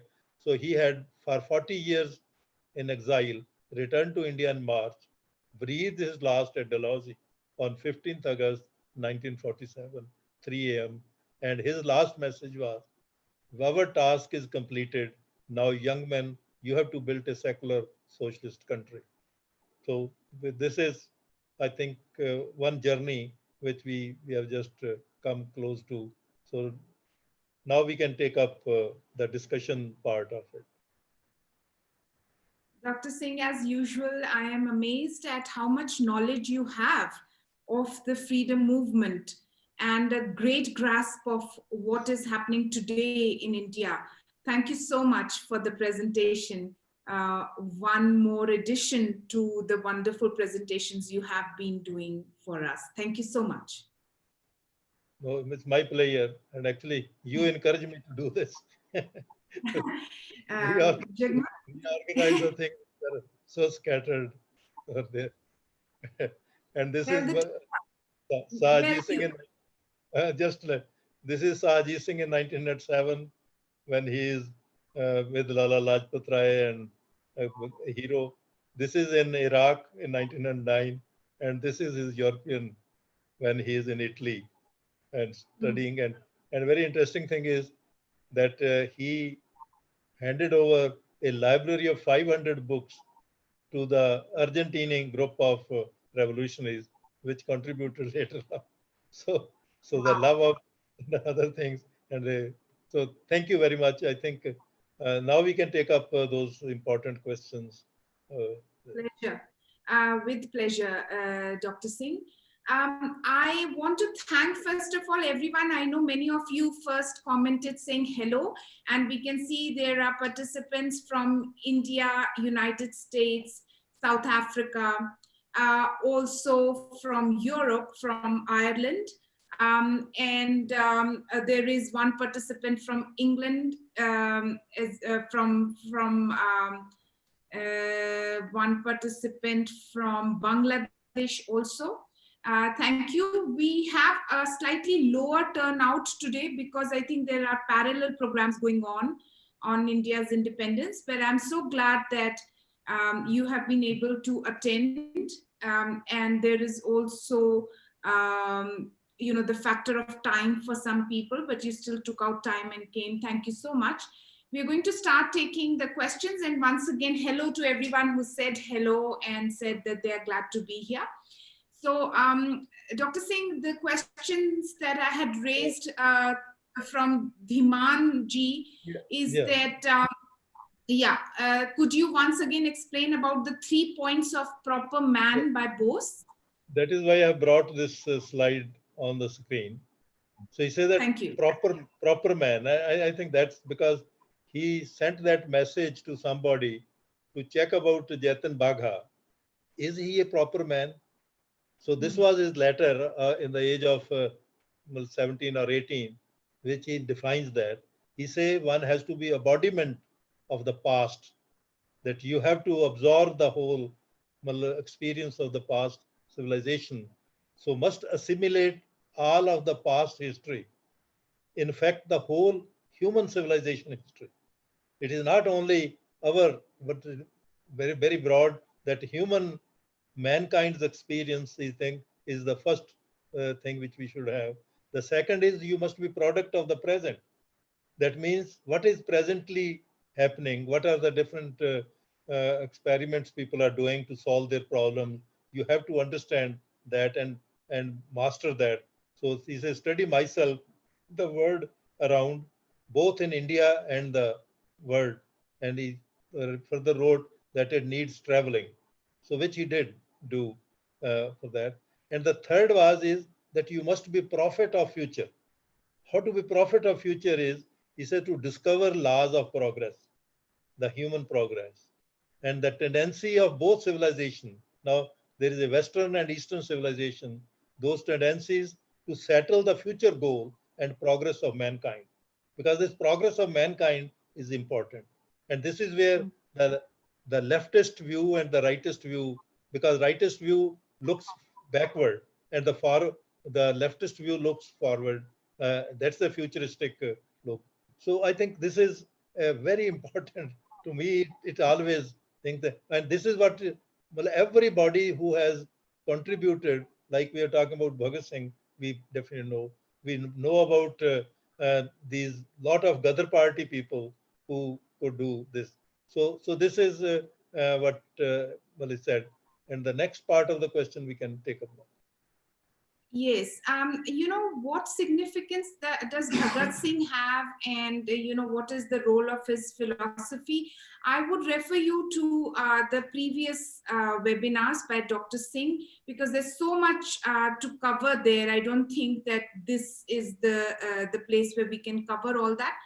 But certainly you will find a lot of material in the two very detailed webinars Dr. Singh has done with us on Bhagat Singh.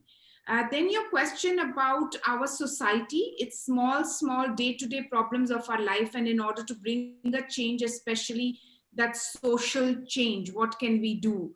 That is a question, Dr. Singh, if you'd like to take that. But also Dhimanji has said that he'd like to know about the extreme authoritarianism, whether it's political or social, and how can we fight it in our society. Again, he's bringing in Bhagat Singh there. Maybe you can combine, these points. And the first part is that to fight is that now as we are fighting in India, is finally still our rural area is the ground from where you can talk about it.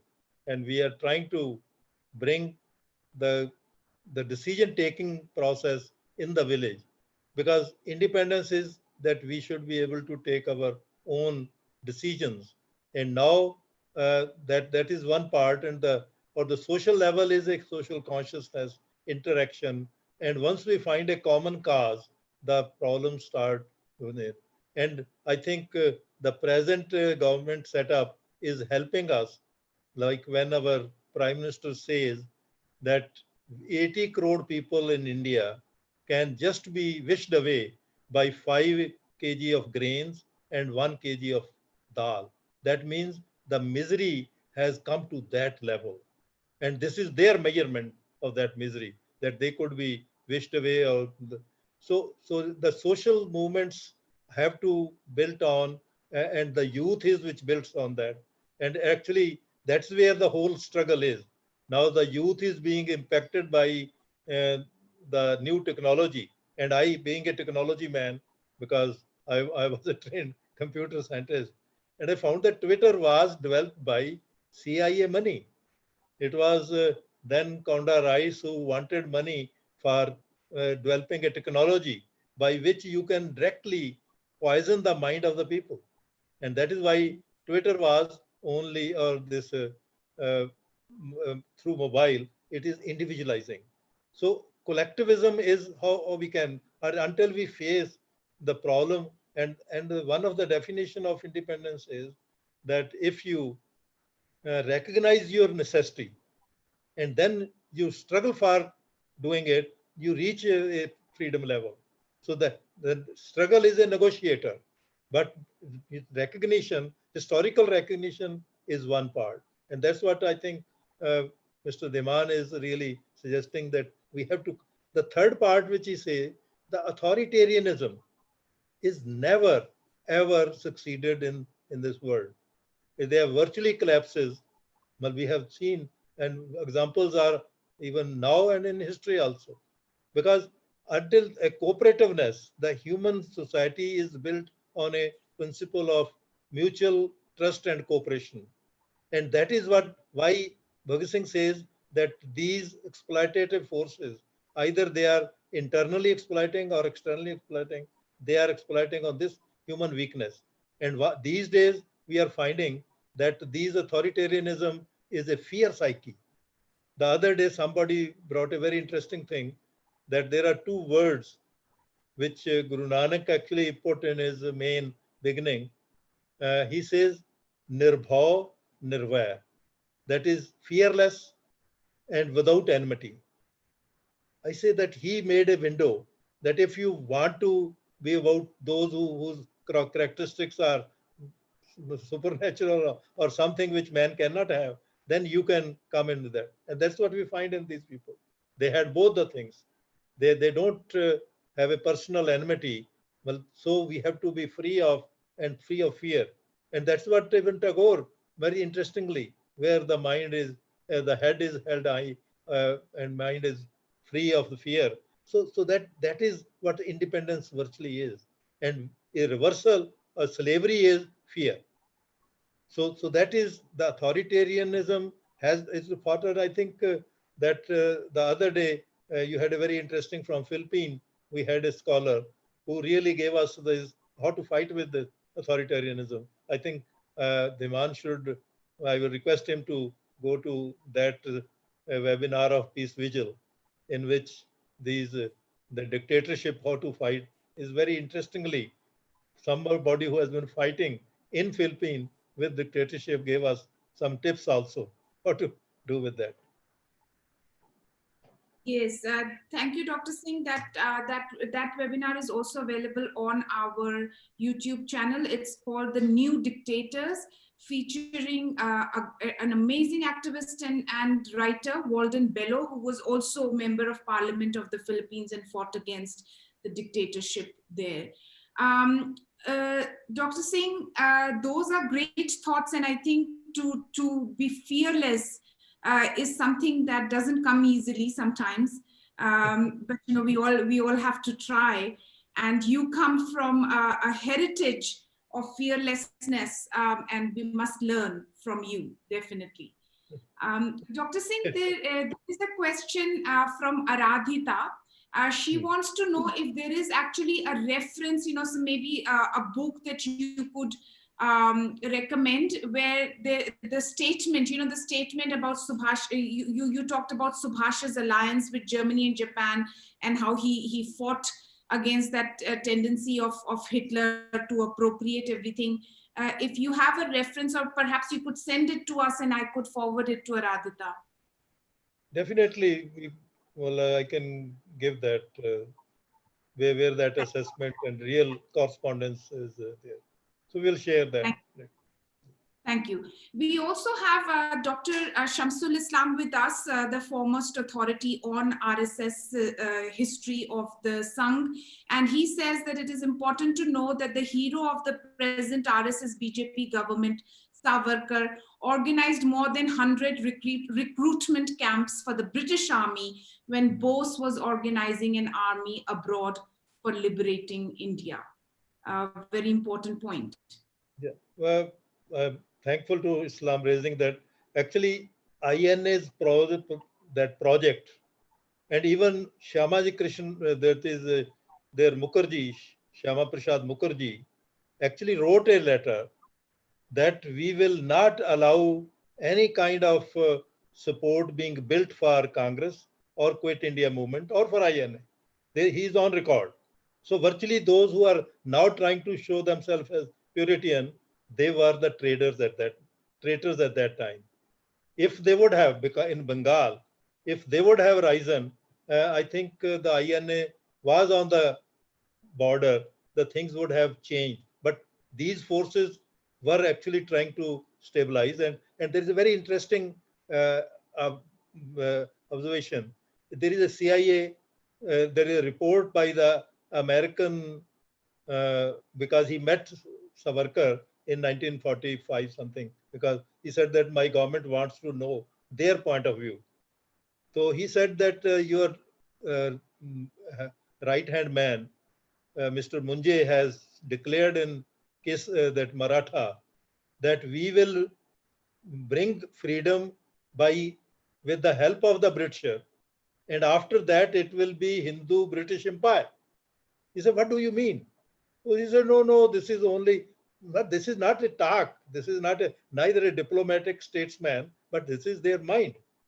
Even now, what is being built is, so that way, and it is their cunningness is they reverse the whole order and put the blame to somebody else who is not to be blamed. So, so I think that is actually a very scary thing that you have told us, Dr. Singh. You know that Munjay actually was in conversation with CIA, and this is what he said, and that's really alarming. But it is not surprising, I think, given the history of the Sangh backstabbing any unified struggle against injustice. Shine Kapoor from Canada is writing, thank you for the session. India has fought with external elements. I'm not sure if my question is related, but I would like to understand your ideas on India's internal conflict with right-wing fascist tendencies. Are we Indians more balanced in identifying injustice from outsiders than from internal powers? Also, please share your thoughts on Prashant Bhushan's case on contempt of court. It is disheartening to see how there is no more balanced idea of justice. I think the first thing is that we are standing here fighting. They so that the external part is also because with the human rights charter becoming universal and everybody adopting it is a oversight that how you measure your things from that standard, because there is a standard by which you measure. The standards are lowered, and this is a very important observation by Stiglitz. He is a Nobel Prize winner economist. He said that if you want to change the mind of the people, you change the scale of measurement. That is the sometimes we set up that one. So internally we are fighting. Well, we will fight it out. It is, and there is a very interesting thing is that I always, when we go to the common man, I find them more determined to fight against these forces, though they are not in a unified force. So for that purpose, I think this has to be, this is not only fascist tendencies which we are fighting against, we are also fighting against the discriminatory social behavior which is there on the base of caste, creed, gender, and all those things. So I think no battle can be fought without your internal, and that is what Bhagat Singh once said, that our struggle is two-faced, with the two faces. One is with our own weaknesses, internal weaknesses, and one is those which are exploited by the external forces. The second question is, it is unfortunate that this system is actually injuring its own institutions. And if we just remember, when Bhagat Singh virtually started his political analysis, he said that British is standing on four pillars. And if the people's support of these four pillars is withdrawn, then British cannot sustain itself. He said in 31 that now, and first pillar is the police system. And that is why he reversed the process in the police. The second is the legislative.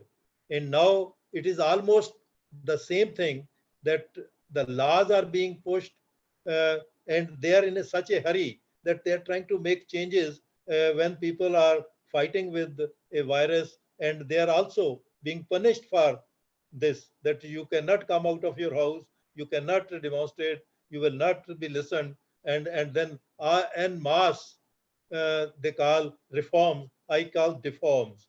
That I say it is not a reforms, but it is deforming. And that is what happened. And this is what Prashant Bhushan was constantly saying, that the biggest institution of Supreme Court is being destroyed. And today, Chief Justice Lota said that what was the hurry?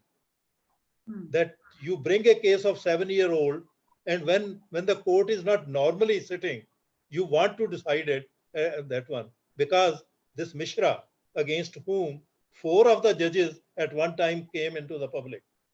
So this is actually, they are destroying those institutions, and once the faith is lost, I think the system is making its own death knell in it. So this is, and I know people did fear, even those who were very fighter, but Prashant Bhushan is facing it much strongly, and his sacrifice will virtually bring more consciousness into the people, and there is lot more consciousness coming, because somebody who has been a defendant of that institution is a part of the institution. He is not out of Supreme Court, because being a bigger liar, he has to, but he has challenged it, and that's why he said, I don't apologize. That apology would have escaped him. He said, no, there is nothing. When institution, it is in the interest of the institution, and the judge says the institution's is honor. Well, he says you are dishonoring yourself.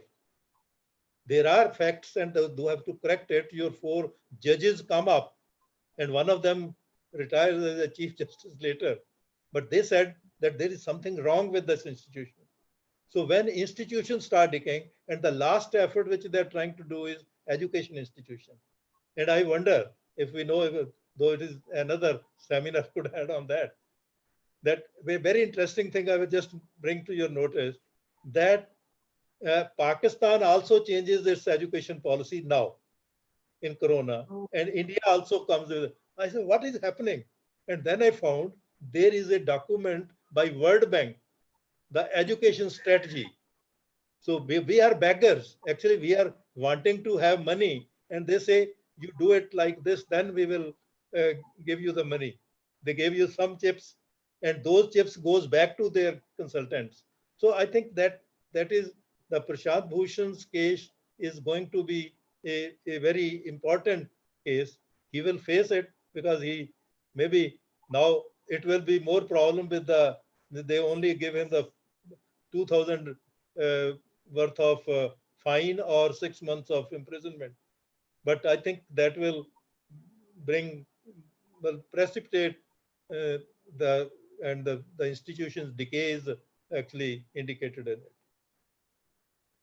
I think that also, while people are kept busy with unnecessary things, big changes and big attacks take place. Attacks on the constitution, attacks on constitutional bodies that protect our rights. And we have to be quite careful about it because, they are setting the agenda all the time. And we all start to just run and, dance on the Reaction tune to it. that is provided. So I think we need to decide, what's important, what's not, and actually fight for those things wherever we are in whatever capacity we can. Aradhita says, Dr. Singh, that Gandhi was against the INA, as far as I understand, on grounds of fascism. So, so a good reference which proves Netaji's stand on imperialism and fascism would be good to have. There are Bengali leftists who reject Netaji on grounds of his alliance with the Japanese and Hitler in the Second World War.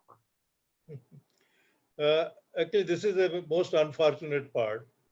Those who they call themselves as leftist, uh, well, actually they erred. They had a big error.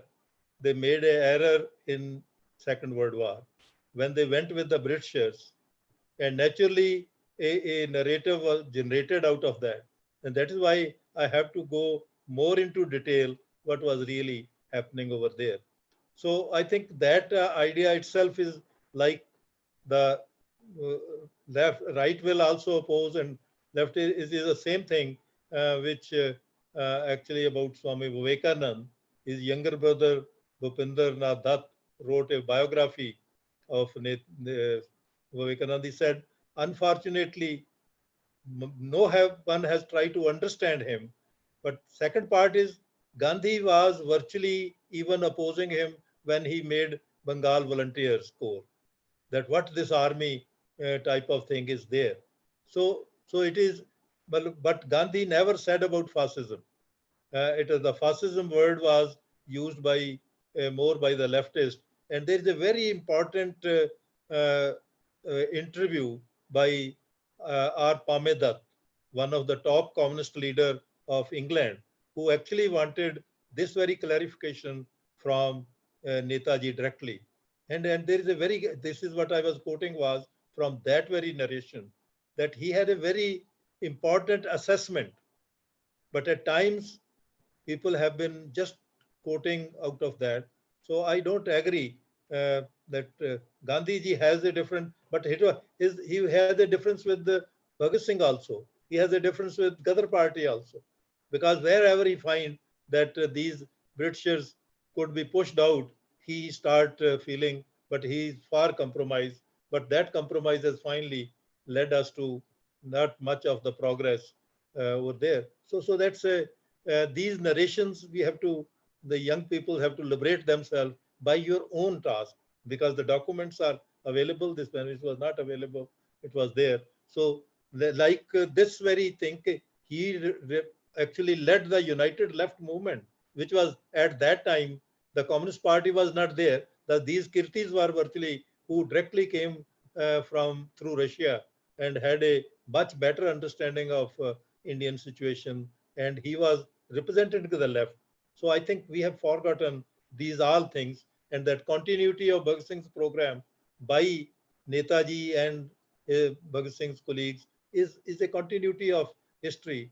So I think those narrations we have to be a little careful about. And I know in Bengal, this has come from mostly from that very people who virtually at the same time, they also went with the British because it is a people's war. So that errors have to be really, and that's what my advice is, that young people don't believe what I am saying. This is your right question, that give us the documents to understand it, so that those documents which are not there, there is a lot of effort being done to mystify many things. And last thing I remember is that history and mystery, the difference which I was taught or I understood is, history is his story. Whatever his story is history, and my story is mystery, because when I try to use it as a witness to my own views, it becomes mystery.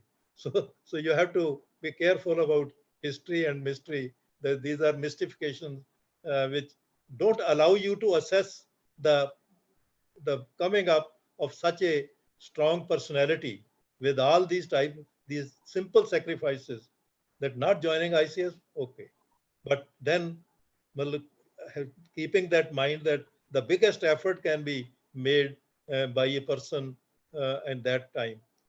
So I think this is a nice. I think we have the documents, and that Dr. Singh is referring to, and we also have his presentation. So certainly, if there are any specific things that you're looking for, it's all about exchange of information, and Peace Vigil is definitely there to help anybody who is looking for information wherever we can find it. We tried, Aradhita, with your question on caste as well with Subhashji. I had actually told him that you were concerned about certain things, with the Kharanjli massacre, and he tried to find out. He couldn't find out about the judges, but he did tell you about the police personnel who were involved in it. So definitely we'll try and find what we can, and if there are any specific things you're looking for, do write. It's a pleasure to exchange information. Also, I'd like to thank once again Dr. Shamsul Islam for all the inputs he has been giving, because obviously, we can't find a better person on RSS history than him. He has written here that more than 1 lakh Hindus, according to Savarkar, were recruited in the British Army while the INA personnel were being massacred. What I am interested in also in the numbers, Dr. Singh, is there an estimate as to how many people died, how many people of the Azad Hind Fauj died while fighting the British? Do we have an estimate? Just an estimate, but there are people, because those who fought on this Imphal and Manipur, there is a memorial built over there, because that is a sign of it. I think about more than 10,000 people really sacrificed that. Thank you. This was actually, this was a battlefield, but there are much more which could be there. True. Dhimanji has an observation that, the reason why we are struggling even after 74 years of independence is because we've not been able to deal with things like the Brahminical Hindu supremacy and hegemony, patriarchy, casteism, religious fears and stereotypes. Definitely, Dhimanji, we are an organization that believes that these are very deep-rooted issues, and that's why we bring information from experts like Dr. Singh. And particularly on caste, last weekend we had Subhash Gatare speak, and if you like, you could hear that. That was a great presentation done in an interview format by my colleague Samir Dosani. Dr. Singh, Aradhita is asking the name of the book that you mentioned by the British historian. Well, that I can provide her. Okay. Thank you.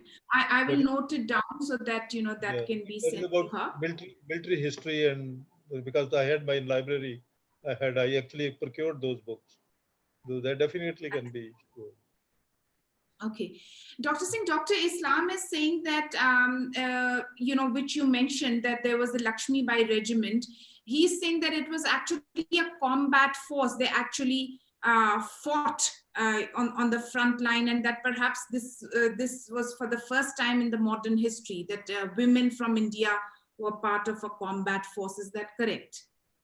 Yeah, he's sure because they had a guerrilla wing also. They had a fighting force, and that was the actually difference of opinion with the Japanese.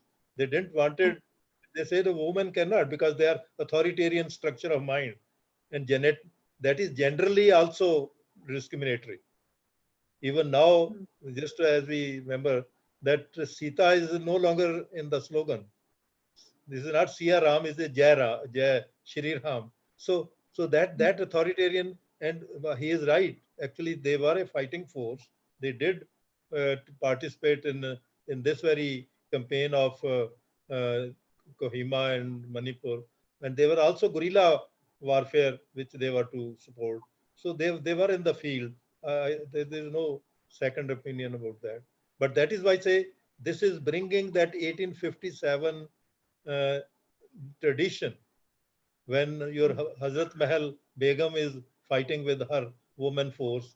The Lakshmi Bai has I a mean, yeah, Lakshmi Bai also fought. No, I guess his point is more to do with international borders, you know, where the Indian, I think like as an Indian army, you know, fighting on the borders. I think definitely, I mean, women participated in large numbers in 1857, definitely. yeah, Um, that and also, tradition. sorry, Dr. Singh. By that it was that very tradition which was reiterated. So that was Hmm, the base is 1857. So now true. the other point that they are fighting for their country on an international border is a second question. I think that doesn't make that important, but it is the spirit of which in which that is brought up, and also bringing the equality of gender. That's important. That's a leftist. When we say what are leftist and what is rightist view, you will find it on the gender, you'll find it on the caste. When we call Brahmanical, it will take you to the far rightist point of view. When it comes to gender, the women are not given equality even in the RSS organization. They are not, they will have be somebody for just showing it, but not with that authority which is there. Okay. And also, I mean, I don't know if there were any women present at the at the ceremony in Yeah. Ayodhya. Did anybody notice? Were there any women there? I don't Yes, know. yes, there was, there was. There were. The, Okay. the governor of UP, governor of UP was there. I Not as a uh, woman, not as a woman. okay. Because, And also, because Aradhita says that there was, you know, there were women who fought in guerrilla warfare under Surya Singh. So that, that, you know, Pritilata Vadekar is a very important character. But that's a revolutionary. Actually, Bhagat Singh also has, they encourage. And actually, this is not just taken over there, but it is encouraging the women or equal participant in a revolutionary movement. I will just narrate you one. There is one comrade of Bhagat Singh, Mahavir Singh. He died in Andaman after hunger strike later on.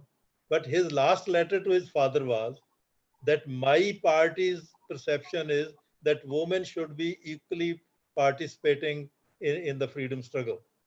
But he said that, don't say that, but I'm trying to point to you that there are two women in my home. One is my sister-in-law and one is my sister.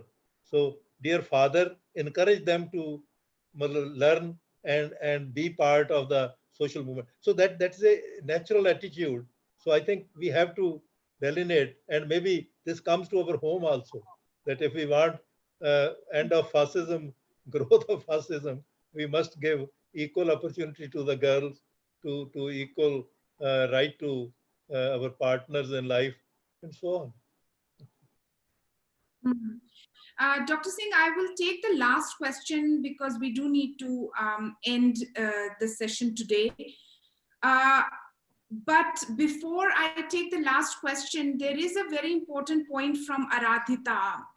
It is actually a point on which we are working now, is that sometimes when there is international pressure on a government, it leads to sanctions.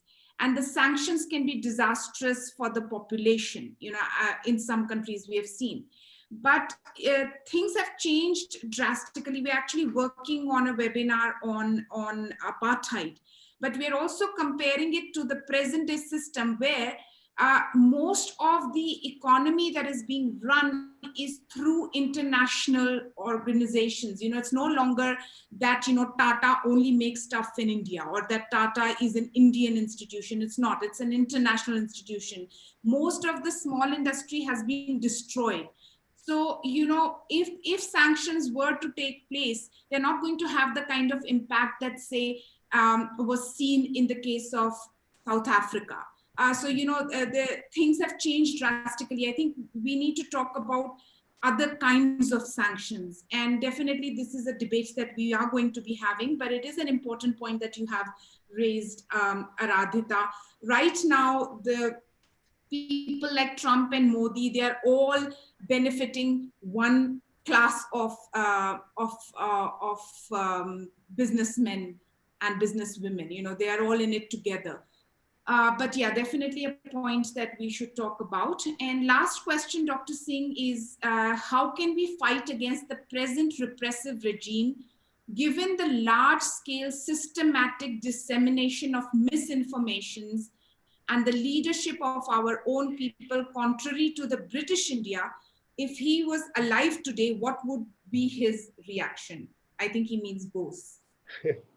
I think the basic law is that if they are giving misinformation, how to come up with the correct information and empower the people. So it is better. So now we have to also learn these new technologies, and there are a lot of and actually when you talk about sanctions, I don't know, it is uh, it is an economic type of battle, is, and we have a very good example in the history when people actually organize the, I put it that way, that are we dependent or we are independent? Whenever you are dependent, then you fall prey to these all forces. But if independence virtually means reorganizing ourselves, like we are trying in the village, that village has a unit where they, if they start taking their own decisions, that is the reverse of the centralization. So centralization is to decentralization. Yeah, that is exactly my point, Dr. Singh, that we no longer are supporting the kind of economies we did in the past. So, for instance, if you go to a city like Delhi or Gurgaon, you only go to these grocery stores that are run by multinationals. I mean, we no longer have the vendor who used to come and sell vegetables to you, because systematically agriculture has been destroyed. And with demonetization, the small economies, people running things from their homes, or they have cottage industries, all those things have been destroyed. So it's actually much more dangerous now, where people are not interacting with each other in an economy that, say, was there even 10 years ago. No, that is the basic tendency of capitalism, is to individualize, individualization, and its counter is collectiveness. So you are right, but this is the basic principle. We sometimes don't apply to ourselves. How do we can at our level? And I find very interesting small groups in America who do this type of things, like fair price to the farmer, and there's ideal. Well, that's what I say. We must establish an ideal. It may not be total answer to it, but surrendering to it, that we don't have any, because what they say, you don't have any answer, but you have answer about that.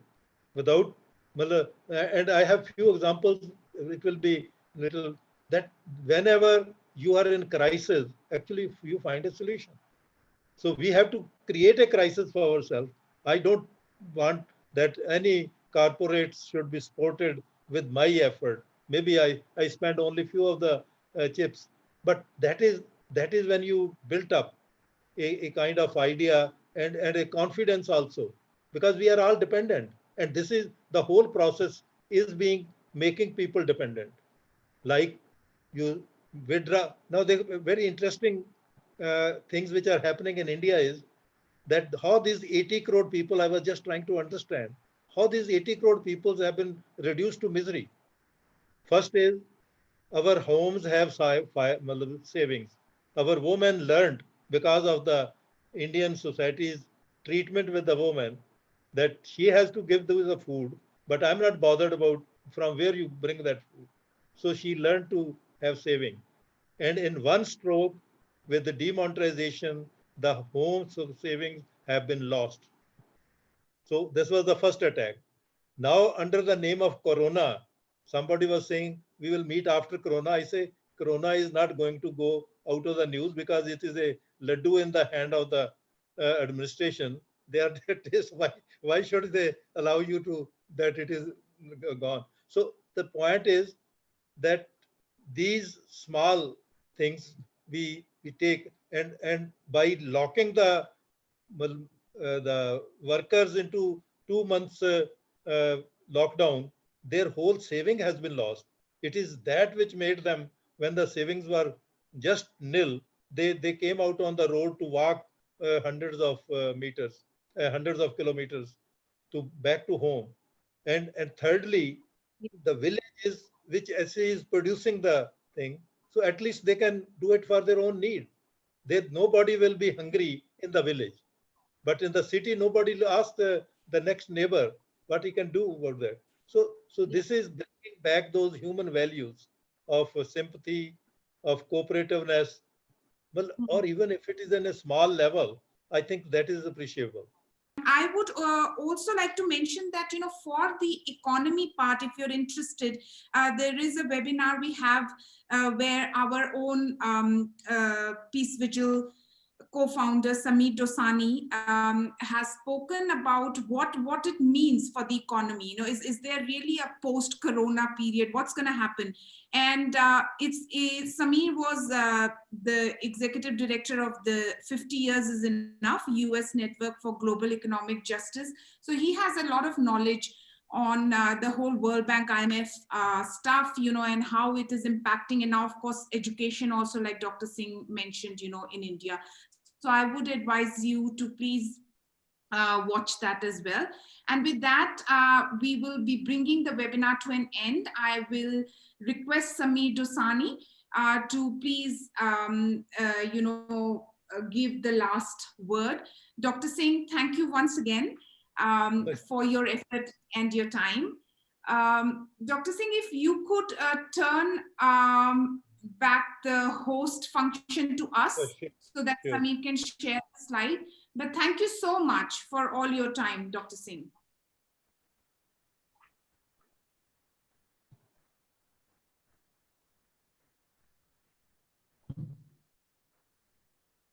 Thank you, Shireen. Thank you so much, Dr. Singh. This has really been a tour de force. It's really been an amazing discussion.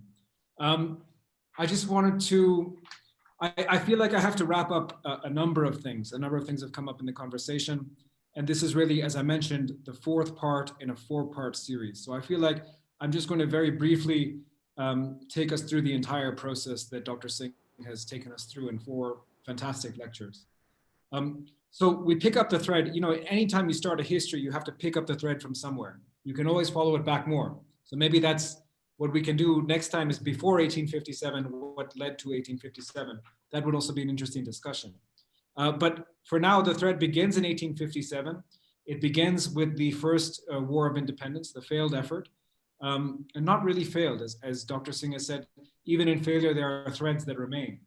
And those threads were picked up in several places, including in rural Punjab, where we learned about Shahid Bhagat Singh's family, his grandparents and their struggle. We learned about what was going on in the years leading up to the Jallianwala Bagh massacre. We learned about the non-cooperation movement. We learned about Bhagat Singh's own role in the struggle and how he was able to really accomplish a lot, both in such a short life, within a political party, within the entire polity of India, and elsewhere as a global revolutionary as well, who still inspires people today. We talk now in this webinar, we've learned about how those threads have continued through Subhash Chandra Bose and others.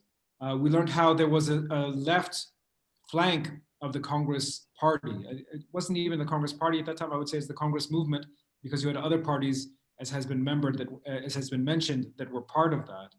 And then we had the situation where the left was basically thrown out of Congress at a certain point through the nullification of an election, essentially. And then the armed struggle that resulted from that, or that resulted in part from that split.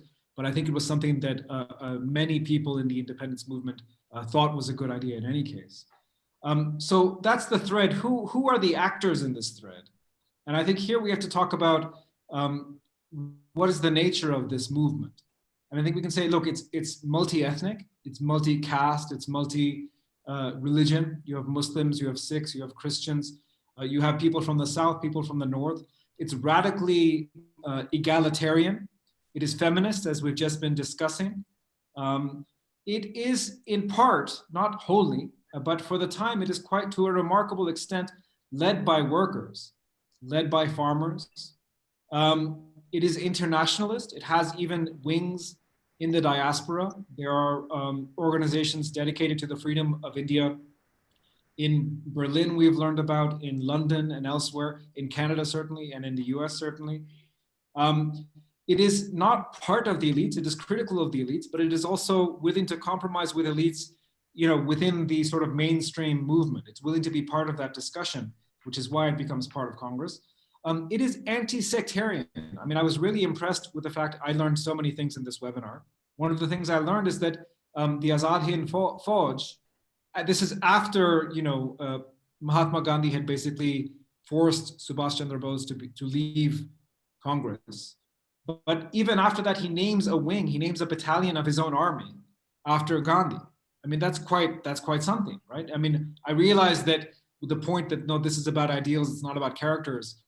But come on, I mean, that's really, you can easily make the case in 1940 that this person has defied democratic process to get me thrown out of the party, and therefore, how can I respect him? And not only do you respect him, you name, you know, when you're looking for names to name your various battalions of your army after, his is one of the names you choose. That's very impressive. And I think the last thing that I will say about this movement is that it's about uniting and developing collective alternatives. So it's about uniting against those sectarian tendencies, but trying to find different practical solutions, collectivist solutions. And this is all partly about building resilience. And in the face of you know, a moment in Indian history where we need to be resilient, where we're all being attacked. We've talked about Prashant Bhushan in this webinar. We've talked about others in other places. Uniting to build that resilience, to build that ability to survive, to struggle another day is going to be hugely important. So with that, I'd just like to remind everyone, please, to like, subscribe. Please check out peacevigil.net, our website. We have been updating that regularly. You can see our logo here. You can go to our YouTube channel at the bottom right. Just put Peace Vigil into YouTube and you'll find us. Thanks again so much for everyone for staying. This has been a really long conversation as well, 2.5 hours.